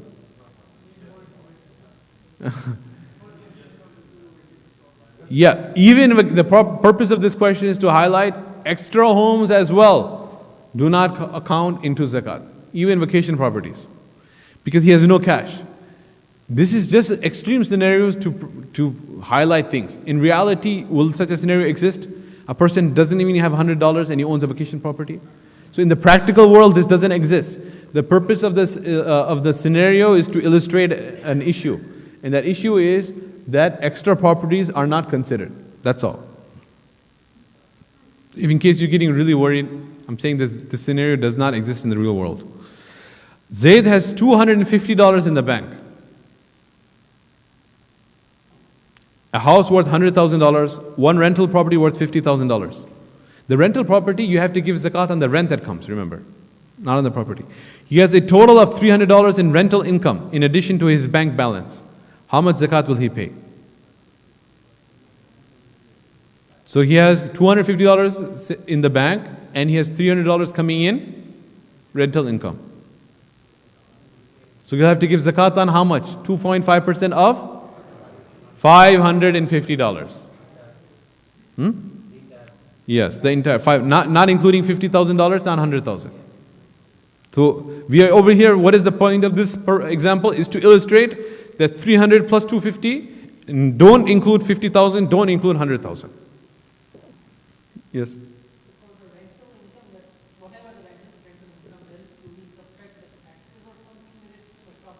If you have property taxes due that month, you can subtract the property tax. If it's due that month. Yeah, if otherwise you already paid it, it's already subtracted. Yeah, any bill, any association fees, rental fees, any bills that are due on your desk that month, you can subtract it. Otherwise, if you paid it before, you can subtract it again. It's already been deducted from your savings. Okay, if you have a rental property that is already on the market, you are paying regular as a bill, so you're paying even more or almost the same amount. Yeah. So then you'll You're not making any money. then you'll subtract it. And your liabilities will be your monthly payment, mortgage payment. Now, if that's halal or haram, that's another issue. That's another issue. I'm just Right, that could be haram. But if you're paying that bill, then you'll subtract it. If your monthly payment you're paying is more than the rent you're getting, then net will be zero. Or Zaid has $250 in the bank, a house worth 100,000, one resale property worth 50,000, and one property for rent worth 75,000. How much zakat will he pay?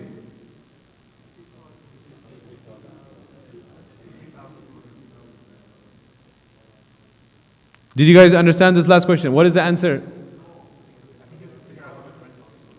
$250. Again, let's pay attention. $250 he has in the bank.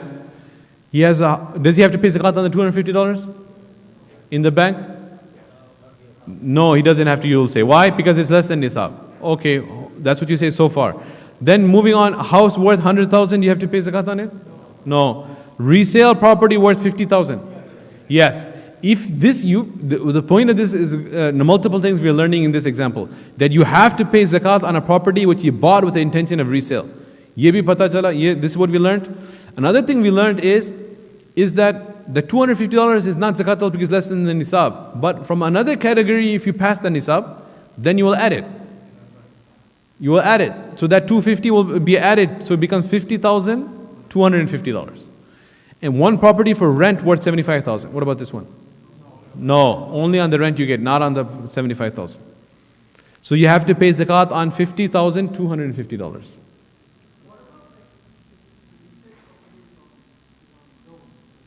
You minus the payment that you have to give. Yeah. Zaid has $10,000 in the bank. A factory property worth $100,000. Machinery worth $50,000. Inventory worth $5,000. How much zakat should he pay?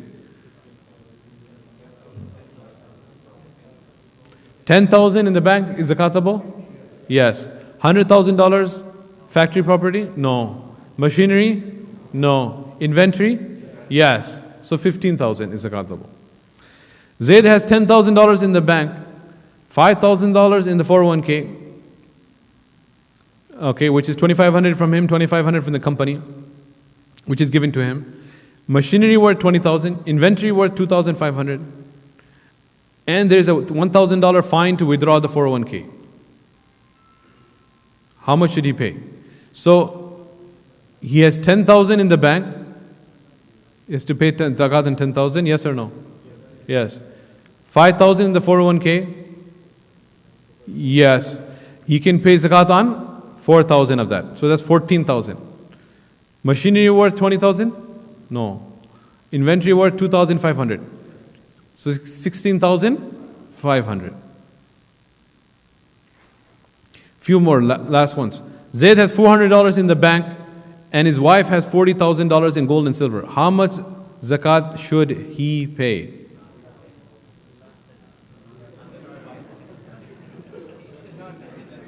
I guess we should change the question to how much zakat must he pay? That's a hint.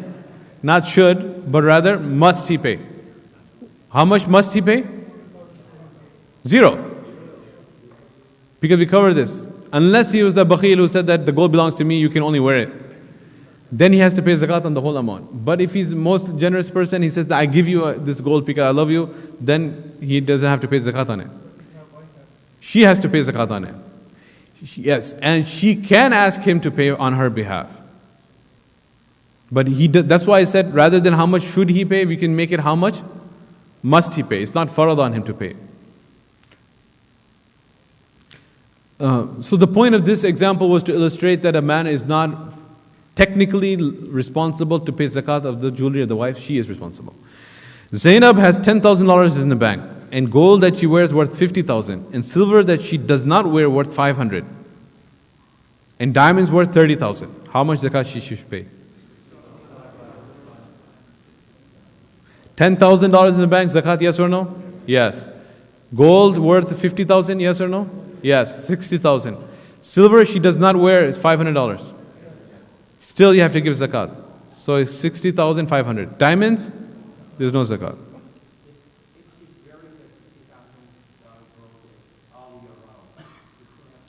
She has to pay zakat on the jewelry she wears, gold or silver, even if she wears gold and silver. इस्तेमाल में हो या ना हो, दोनों सूरतों में ज़कात अदा होगी, सोना की और चांदी की. No, zakat is on gold and silver, used or not used, gold bars, gold coins, Kruger rands, jewelry, whatever. Not on the stones that are in there. If you have questions, you can text the question to 630-360-2373. Now, before I let you go, our students here, there are some students, come up please. Mohsen, whoever, Luqman, please hand these out to the adults. We have volunteers on the sister side. You'll be handing this out. This is very beautiful. This is a summary of what we discussed on one side. We can have more people handing it out. Sisters की copy यही है सारे.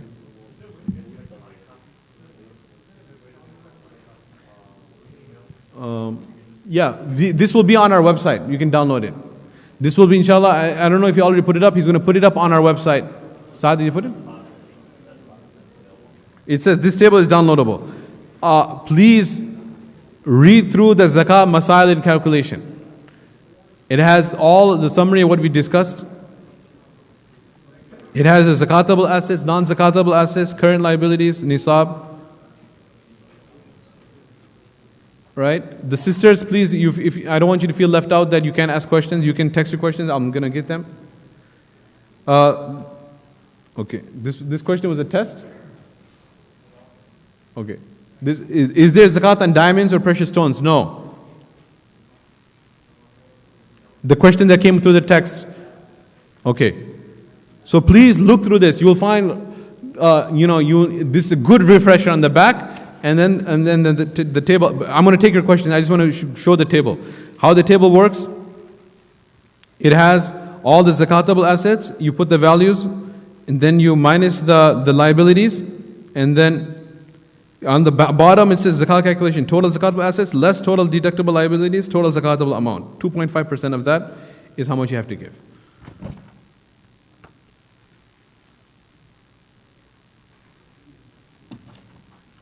These are left over.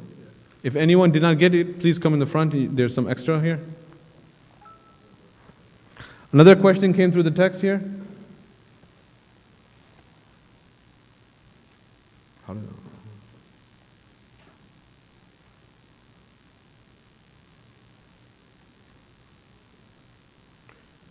If one of your relatives has less than the nisab in cash and stocks but has a valuable land, can you pay zakat to him? Yes, if the land is just in their possession and they not have intention of resale, you can still pay zakat to them if they don't have cash. If they don't have cash, they don't have stocks, they have land, you can pay them zakat. His intention of resale on the property but is not able to do so currently. Yeah, if he did not buy it with the intention of sale and is actively selling it, is just lying there, then it's not counted.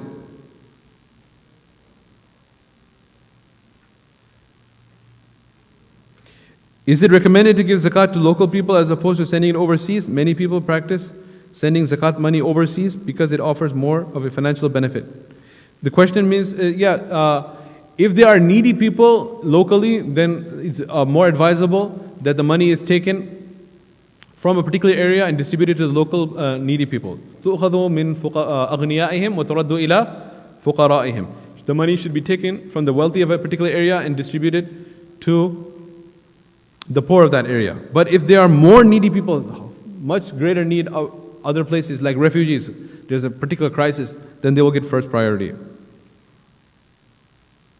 Can I pay a question from the text? Please, sister, listen to your answer. Can I pay my father's debt with zakat? He has no savings and assets. I support him. Yeah, you can pay your father's debt. But what would happen is that you cannot give zakat money to your own father. So, yeah, somebody else would have to give him zakat money. He is a valid recipient of zakat if he is in debt, but you cannot give zakat money to your own father or to your own parents or children or spouse. You can give sadaqah to your father. You can definitely give sadaqah, and you should help him out in his debt. If you have a relative in which you are not sure if they meet the nisab requirement, what is the best way to find out if they are eligible for zakat or not? So, best thing is that if you know they have debts, if you know they have debts, maqrooz the bichare. If they are in qarza, they're in debt, then you can definitely, because these are very poor people who have hand to mouth. Whatever they're earning, they're spending. So they don't have much savings, but they have some savings. They might be 350 or more. So therefore, if they have debts, then you are safer with that.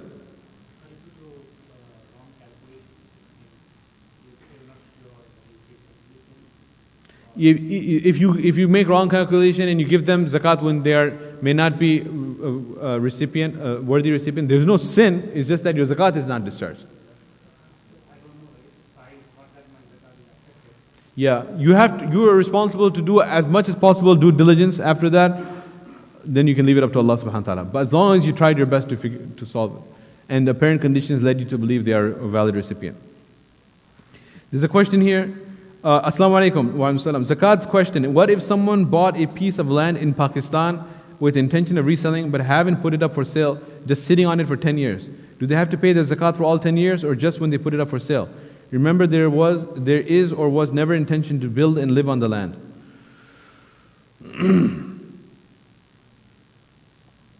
So something which is bought with the intention of resale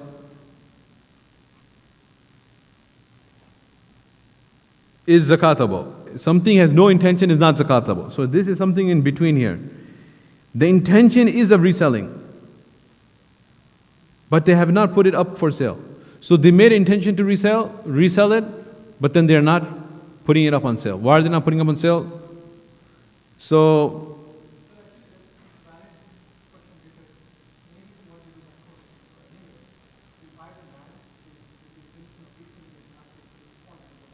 yeah. If they have an intention to buy it and sell it when the price goes up, so this is an investment, so it will be zakatable. Any property which is bought with the intention of reselling it, and they're just waiting for the price to be right to put it on the market, the value will be zakatable. The current value, the current market value, not the value that you bought it. Yeah, so, yeah, based on the comparable price of the area, it can be evaluated, not for what you bought it for. Every year, yeah.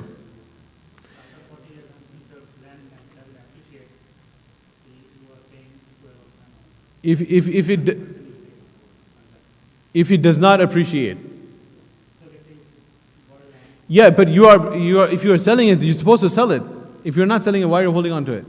You're holding on to it hoping it's going to appreciate. So your question is that you're hoping it's going to appreciate, but it doesn't appreciate. Yeah. It's a bad investment. If the reason you're holding on to it is so it appreciates, but then your question says it does not appreciate. That means it was a bad investment. So if it was a bad investment, then it ends up happening that you'll be paying zakat and you're not gaining. You're gaining thawab only, which is not a bad deal. If my student loans exceed my husband's savings, another question from a sister. Or this could be from, yeah, this is if they have a husband, is from a sister, but these questions are coming, hopefully, right? Nowadays, people say. If these questions are coming from, can also be coming from those listening online. If you're listening online up till now, there are many people streaming it. Text your questions to 630-360-2373. We'll answer it from here.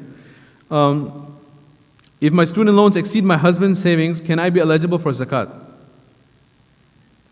If I'm currently unemployed in this situation, can I take zakat from my spouse? Or does the condition of not taking from the spouse still apply? Yes. If you have loans that exceed your savings, You might be eligible to receive zakat if you are unemployed, you have no savings, and your loans are greater than your savings. But you cannot take zakat from your spouse. The impermissibility in the condition that it is not permissible to take zakat from spouse still applies. If someone converts all his gold and silver to avoid zakat, would it be permissible? Meaning, doing such an action is reprehensible, but technically the zakat would not be applicable. Meaning, they take all their gold and silver and switch it to platinum or diamonds. There would be no zakat on the platinum or diamonds. If I bought an extra house with someone and another person lives in it, he owns part of it and is buying my share as he can, am I eligible to pay zakat on the part I own? There is no zakat on homes. On your own home or home in a partnership, there is no zakat in the value of homes. If a Sayyid woman married to a non-Sayyid, is this family eligible? Meaning, if you're giving zakat to the non-Sayyid husband, it's fine. You can give zakat to the non-Sayyid. Sayyid meaning from the family of Rasulullah sallallahu alaihi wasallam. You can give zakat to the non-Sayyid husband. You cannot give zakat to the Sayyid wife. I gave $4,000 to my wife as a gift just before Ramadan. Does she have to pay zakat on that amount? She has to pay zakat when 1 year passes from the last time she gave zakat. So if she gives zakat every Ramadan, then she'll have to give zakat on the 4,000 as well. If she gives zakat in another date, whenever her date comes, she has to give zakat on all her assets. We covered this, right? Every cent doesn't have to remain in your possession for 1 year. You have to be a possessor of nisab for a year. My daughter received a gift in form of gold worth $1,000 when she was 1 year old. Should I pay zakat for that gold? Was this covered? Yes. There is no zakat for minors.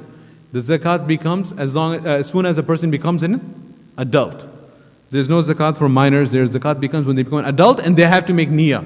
If she becomes an adult meaning shar'i adult, that she starts menstruating at the age of 13 or 12, then you have to tell her that you have gold, I'm giving zakat on your gold. People make mistakes on both extremes. People are giving zakat for 1 year old, 2 year old, 3 year old girls who have gold, and there are others who are giving zakat after 15, 16, 17 without telling the daughter. Both are wrong. You have to tell the daughter so that her niyat is there.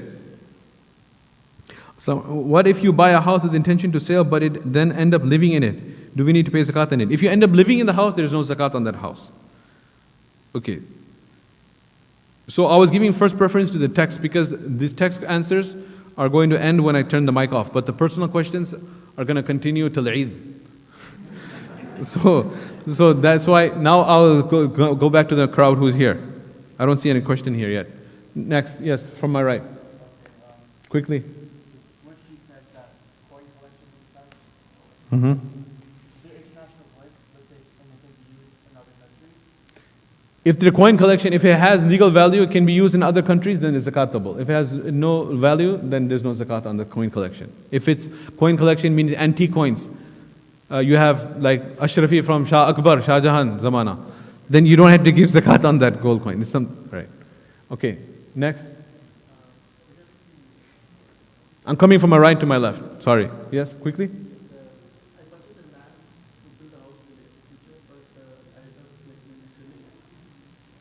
If you bought a land with the intention to build a house in the future, but then you end up selling it, that means that when you bought it, there's no zakat. As long as you're planning to build a house, no zakat. But then you intend to sell it, and then you, mashallah, found a buyer and you sold it. When you make the intention, from that time the zakat starts. Yes? I have given loan to someone and which is not yet back yet. The litigation is going on for 10 years over.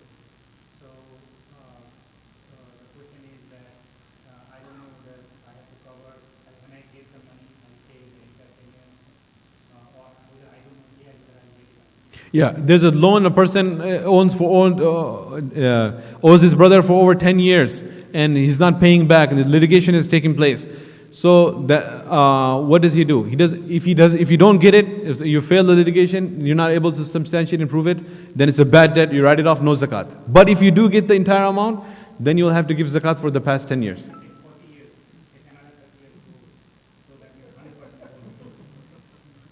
If you get the money, it's such a long case after 30 years of litigation. Is that your question? 30 years you get it. 40 years you get it. Yeah, then you have to give the 100%. Well, you have to give 1/40th per year. 100%. This is a very bad justice system that gives you your money in 40 years. Yeah, that's the problem with the justice system, has to be rectified.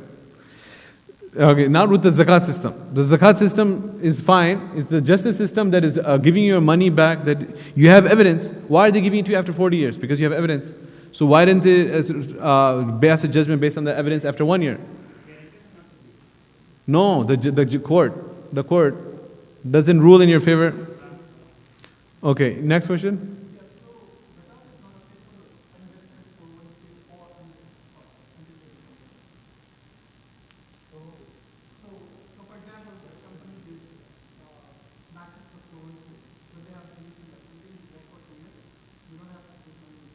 Yeah, then you don't have to give zakat.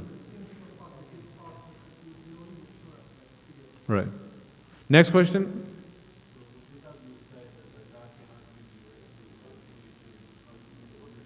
Zakat cannot be given if the ownership is not given. Yes. Yes, for a well, you should not give zakat. Madrasa and masjid, if they have a zakat fund, like even here, this is a madrasa and a masjid, we have a zakat fund. Not for construction of the madrasa. We did this entire masjid, we had people said blank check. Dar es Salaam Foundation, blank check. It has to be zakat. We said sorry, no. We needed, 6 million, 8 million to build this. We said no. We will not take your zakat money. This entire structure is zakat free. So we practice what we preach. We cannot, we do not take. Right now for this expansion project, people are saying, Bhai zakat le lo. We said sorry. Kitna chahe zakat le lo. We said sorry. Abhi kal ki baat hai, parson ki baat hai. I went for one khatam. One businessman said zakat le lo. I said sorry. Even though we need like every cent, because this is not a cheap project for the expansion that you'll hear about tonight. Yeah, they do hila. So far we have not done hila. The hila they do is that you open the question of the hila. The hila, how it works is they take the zakat money and they give it to a zakat eligible student. This is a $100,000, $50,000 zakat somebody gave. This is a check to you. And then he accepts it, inserts it into his possession. Then he turns around and they say that you donate it now to the madrasa. And when they donate it to the madrasa, now there's a rule here. Tabaddul al-hukm bi tabaddul al-milk. When there's transfer of ownership, then the nature of the wealth changes. For example, there's a poor person. You give him zakat money. Say you give him cash. And the zakat notes that you give him. Then he goes to get a physical examination by a doctor, or he has some sickness. That's why you give him zakat money. He goes to a millionaire doctor, multi-millionaire doctor. He gives the same notes, same serial number, zakat money to that rich doctor. Is that doctor accepting zakat money? Is it halal for him? Yes. Why? Because once the zakat entered the possession of the poor person, zakat is discharged. Now afterwards, the second time he's giving the money, he's not giving zakat money, even if it's the same notes. You understand? It's not zakat. It's not going to remain zakat money forever. So likewise, that's what they use. They give it to. So if you do it like this for a purpose which is not Islamic, using this hila is not valid. But if you're doing it for a good cause, for madrasa, for wells, for any of these projects, that can be supported through sadaqah. You cannot support the doctor through sadaqah, but you could support a madrasa through sadaqah, right? So therefore, if you're using zakat money through this way, then it is permissible. Okay, so where was I? I was going right to left. I was up to Jawad, yes?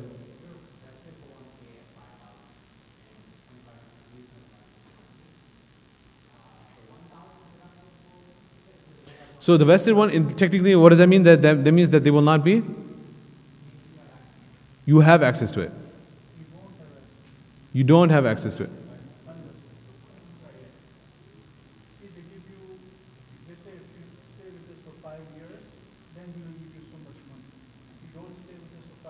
Yeah, so if you stay with us for 5 years, then you'll get the money. Otherwise, if you won't, then you don't have to give zakat on that. The ownership is not there. The ownership has to be there for you too. If the fee is $1,000, you don't have to give on the, you can subtract the fee. We covered this. Yeah. Yes, we are now in the center region. Yes, go ahead. If you give a loan to somebody, you know they're not going to pay you back, and they're not paying back. You can, if you gave a loan to somebody, they're not paying you back, and you know they're not going to pay you back. Can you write it off as zakat? No, you have to have the need of zakat when you give the loan, when you give the money. You cannot, what you can do is you can write it off from your zakatable assets. You don't have to give 2.5% of that money because it's not going to come. But you can't say the whole amount was zakat. Yes, Ado?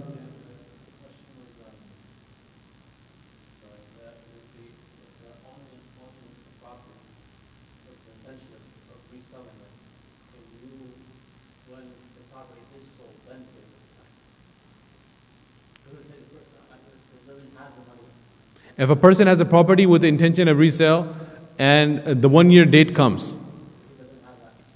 he doesn't have the money, then he can pay it later. When he sells the property, then he can give the zakat at that point. No problem. Yes? If someone has increased animals, like horses or camels, There's zakat on animals. I didn't go into zakat on animals because zakat of animals is a whole different ballgame. There is a detail of that. Depends on what type of animal. There's no zakat on horses. There is zakat on camels. You have a question about camels? Okay, just horses. There's no zakat on horses. There is zakat on sheep and goats. 40 to 120 goats, there's one goat. 121 to 200, two goats. 201 to 399, three goats. And from 400 on, every 100, one goat. It's a different hisab that this is given by Rasulullah sallallahu alaihi wasallam. For cows and buffaloes, if you have anyone invested in buffaloes, 30 to 39 is one cow. 40 to 59 is one 2-year-old. 60 to 69, two 1-year-olds. So there is a whole system for zakat for animals. It's different. Yes?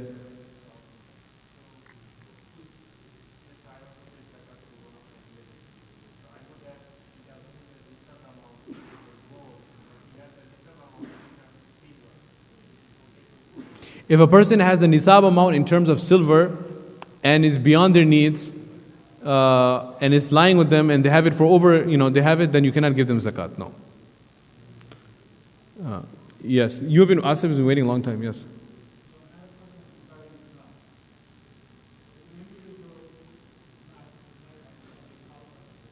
If they do not have nisab, they qualify for zakat. Yes.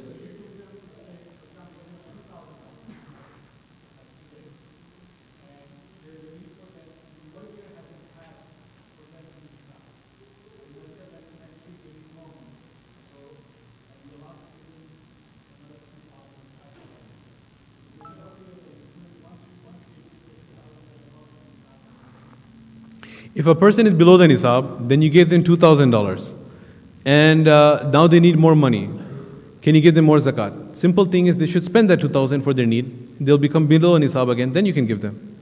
If they don't spend it, they're holding on to it, then you can't give them. But per your admission, they're in need. Therefore, let them spend that $2,000 and they become below nisab again, then you can give it to them. But if they're going to be holding on to it, you can't give it to them. No, are they still a legitimate recipient of zakat? That's the question. So let them spend the $2,000 and they go below nisab again, then you can give it to them. But if they have it, you can't give it to them. This is the middle person who doesn't have to give, nor can he receive.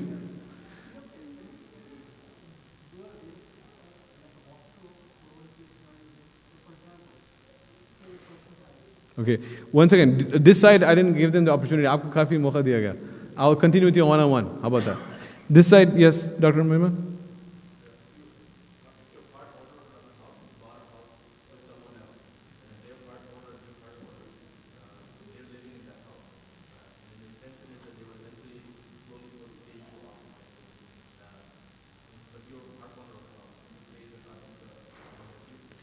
You don't pay zakat on properties you own. No. If you're a part owner or if you're a full owner, you don't pay. So why would you pay if you're a part owner? No. That was simple. Yes? Okay, now I'm going to be coming back left to right. Yes? So going back to Adam's question, I believe, you're a business owner and you buy the right to oneself. Let's say you may have the intention of selling. You have three businesses. In the bank account, you have enough that pays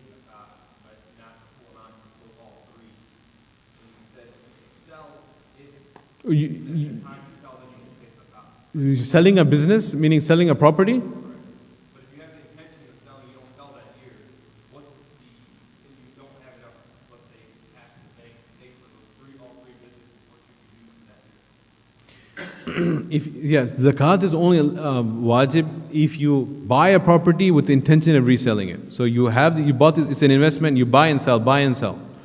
So then is zakat.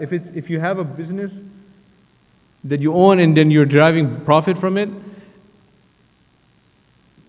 and now you have intention to sell it. So that's why it's zakatable. You really are planning to sell it. Is that what your question is? Yes, so the intention, you may want to sell someone pays you the right price. It's on sale. You're actively trying to sell it. It's not actively on sale. Yeah, the zakat is only on the property when you're actively selling it and you have intention to sell it and you're working on selling it. Yeah. Then you have to sell it. Then you have to give zakat on the entire value. If you don't have the money, then when you sell it, you can give it. Yes.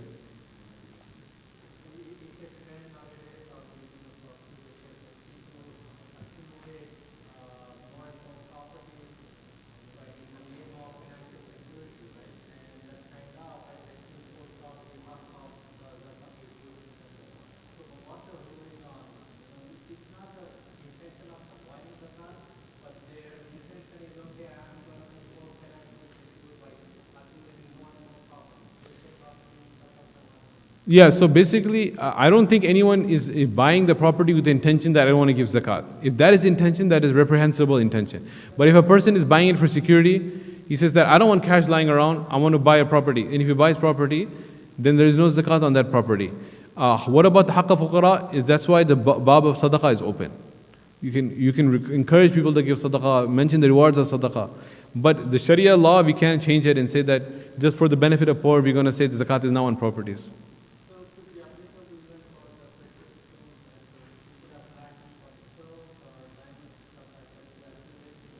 If you have diamonds with the intention of selling the diamonds, then there's zakat on the value of diamonds. If there's diamonds only for use, then there's no zakat on diamonds.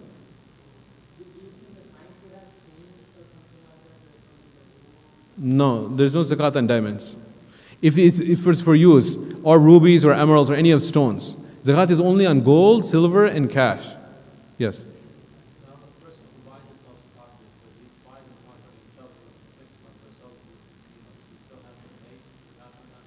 Every year, on the one date that he gives zakat, you have to calculate how much assets he has. And on that date, if he has anything, then he has to give the zakat. Yeah. Now I have some questions that came through text. I think we have to have a time limit for this as well. Let's see. Let me take this last question from the text.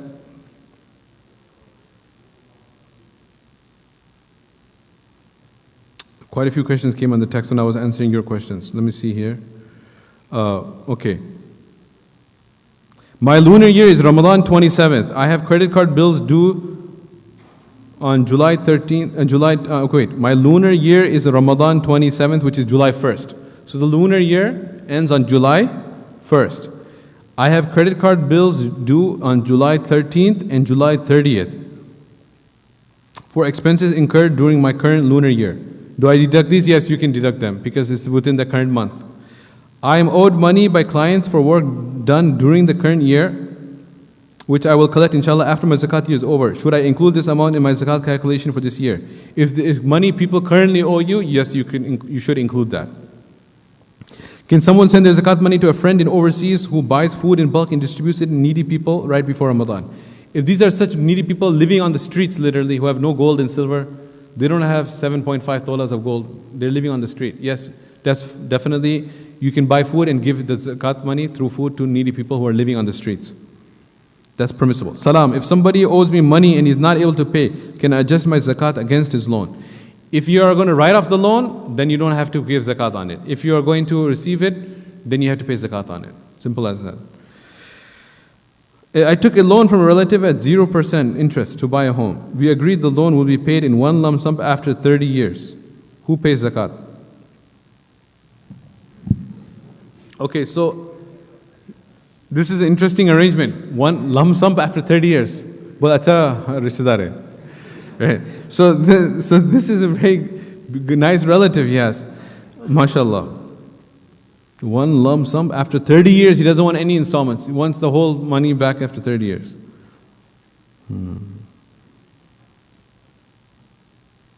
Allahu Akbar. So this is not a normal scenario. So that's why the ruling may not be so favorable, but it's because the situation itself is not favorable. So they're purchasing a home. So we can assume that it's a significant amount. You're not going to borrow $500 to buy a home, right? So you're borrowing, I don't know, $50,000, $100,000, $200,000. And you're going to pay back after 30 years. So this person who gave the loan, he set himself up for this. I'm kind of softening it before I give the ruling. He asked for it. Because if you look at it, I mean, huh? He's saving money to build up a 30 years. So those saving need to be Yeah, that's true. The person, what he should do is that as he shouldn't wait for 30 years. This is not fair. Even that person, this relative was so generous and was said you can pay after 30 years. But every month, whatever saving he has, every 6 months, every year at least, he should be paying back his debt. He should try his best. He should not take advantage of this nice person and say that I don't owe you anything. And then in what position will he be to pay him? Where is he going to get all the money from after 30 years all of a sudden? He has to be saving for it. So if he's saving the money all these 30 years, whatever money he's saving, he's going to be paying zakat for it, as you pointed out. But the person who the money is owed to will have to pay zakat for it. So that's why instead of saving it, you should give it to him. This is unnatural. This whole scenario is unnatural. You're saving money to pay somebody and you're keeping it. So what are you doing? You're saving. I'm saving 10,000 because I'm saving 20,000. I'm saving 30,000 because I have to give 100,000 after 30 years. I'm saving the 30,000. I have to end up paying zakat on it. But the person who I owe the money still has to pay zakat on it. Why don't I just give him the 30,000? Huh? You should pay him faster. There's an incentive for you to pay it faster that you don't have to pay the zakat on it. So you should pay him back. Whatever savings you have, continue to pay him back. How is he going to instantly have $100,000 after 30 years? Huh?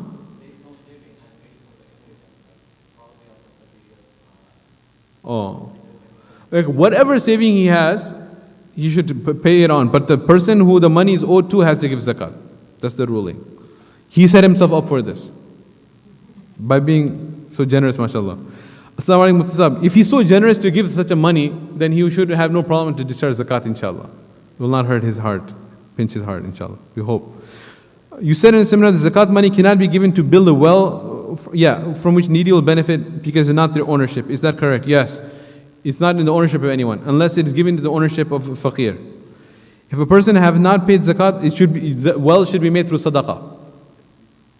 If a person have not paid zakat on an investment property in the last 10 years, do they have to pay for each year on whatever it's worth now? Meaning if its worth is $10 now but it worth less in previous years, would they just multiply current worth? No, every year's value, you give zakat on every year's value for the property of the past. If you give a loan to someone expecting to be paid back, later that person states he is not able to pay back and is zakat eligible, can you use the amount owed as zakat? No, you cannot write off a debt and say it's zakat. This was answered several times. If you give the loan at that time, you can make the niyat of zakat when you give money, but you cannot go back and predate it and proactive and say that, no, post-date it and say that was zakat. If you are eligible, how do you know how much you are eligible to take or what is halal to take? If you are zakat eligible, you're not possessor of nisab, then you can take any amount of zakat money that is given to you until you become a possessor of nisab at one time. It's halal for you to take that. If I have white gold, should I give zakat? For white gold, it has some percentage of gold in it. I just recently researched it. There is gold in white gold. So you can find out, it may be, like 9 carats of gold in there. So you'll have to give 9 carat gold worth in zakat, not 24 carat value. 9 out of 24, the percentage. The gold price times 9 out of 24 for 9 carat. Seasonal cash flow. This is a question. What do we do in this situation? If I have 400,000, but I know I'll have payments coming up that will make this amount go down to 200,000. Yeah, that's the nature of zakat. That on your zakat due date, whatever money you have to give 2.5% of that. It could work for you, it could work against you. If a person had $1 million in his bank the whole year, but right before zakat is due, huge expense comes and he only has $500 in zakat. He has to give zakat on $500. If he has $200 in his account, he has to give no zakat. And the opposite is true too. If a huge amount comes right before zakat is due, he has to give zakat on the whole huge amount. We know we have a friend who bought each 5 tola gold for their 6 daughters minors and don't pay zakat, saying child don't have to pay zakat. Is this hila valid? Yes, this hila is valid in the sense that 5 tolas of gold. So 7.5 tolas is the nisab. So if there's 6 minor daughters, each one has 5 tolas. So he bought 30 tolas of gold. Yes. Okay, 30 tolas of gold were bought and distributed to the 6 daughters, 5 tolas each. There's no zakat. You follow? 30 tolas of gold were bought and there's no zakat. Why? Because it was given to the minor children and put in their possession. Each daughter has 5 tolas. If this is for a purpose of hila, it's not right to do that. If this purpose is genuine, so that when they get married they have their own gold, then that is permissible. Can zakat be kept aside and distributed on a monthly payment or other increments? Yes, you can separate your zakat money on one side and make the intention, and thereafter when you're giving the money from that zakat pile, that's fine. You don't have to have the intention every time.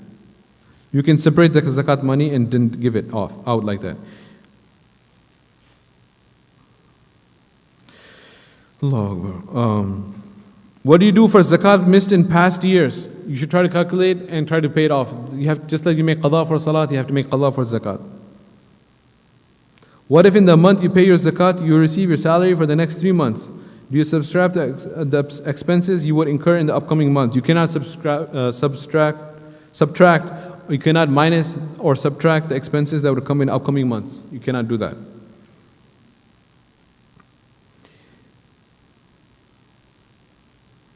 If someone has $50,000 student loan and $5,000 cash, is this person zakat eligible? Yeah, I mean, it's a loan. So this is a gray area, student loan, because it's not something which is a loan is education is a necessity in this day and age. So he took a loan for necessity. This is the nature of the times we're living in, that you have to get educated, and that incurs. So is this person zakat eligible if they have a student loan? This person would be zakat eligible to pay off the student debt. There is one question. Can you clarify how a business owner is supposed to calculate zakat? This is the last one. I think we will end with this, right? We can continue questions on, but it's now almost 4 o'clock, right? So we will stop with this. But before I stop, those who are leaving, please note, we have, mashallah, very beautiful instrument. One brother donated. May Allah reward this brother. Jazakallahu khairan. And this is an instrument, a weighing scale for gold and jewelry, and it's very simple to use. You turn it on. If you have a bowl in which you have put the jewelry, it has some initial weight. You put the bowl first on the scale, and you hit tear it. This will minus it out. It'll make it 0. It will not count the weight of the bowl. Then you put in the gold jewelry, and you can wait. How much is it, Muhammad? $10. So they are being sold for $10, these scales. And on the women's side as well, we have women volunteers who are selling this.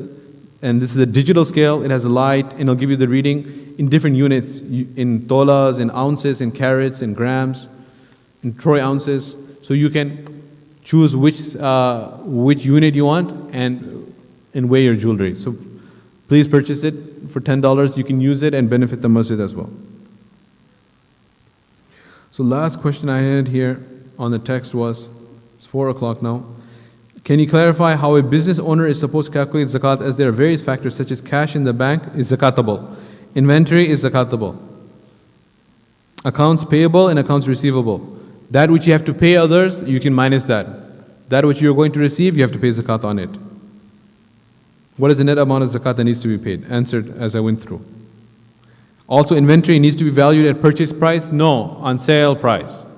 I don't know if I mentioned that. It's a very good question. The inventory will be on sale price, not on purchase price. وآخر دعوانا أن الحمد لله رب العالمين. May Allah reward everyone for sitting. Last year we didn't have this sheet. I prepared this just now. Please read through it. It has a lot of good information on it, and there is a chart as well. Jazakumullah khairan.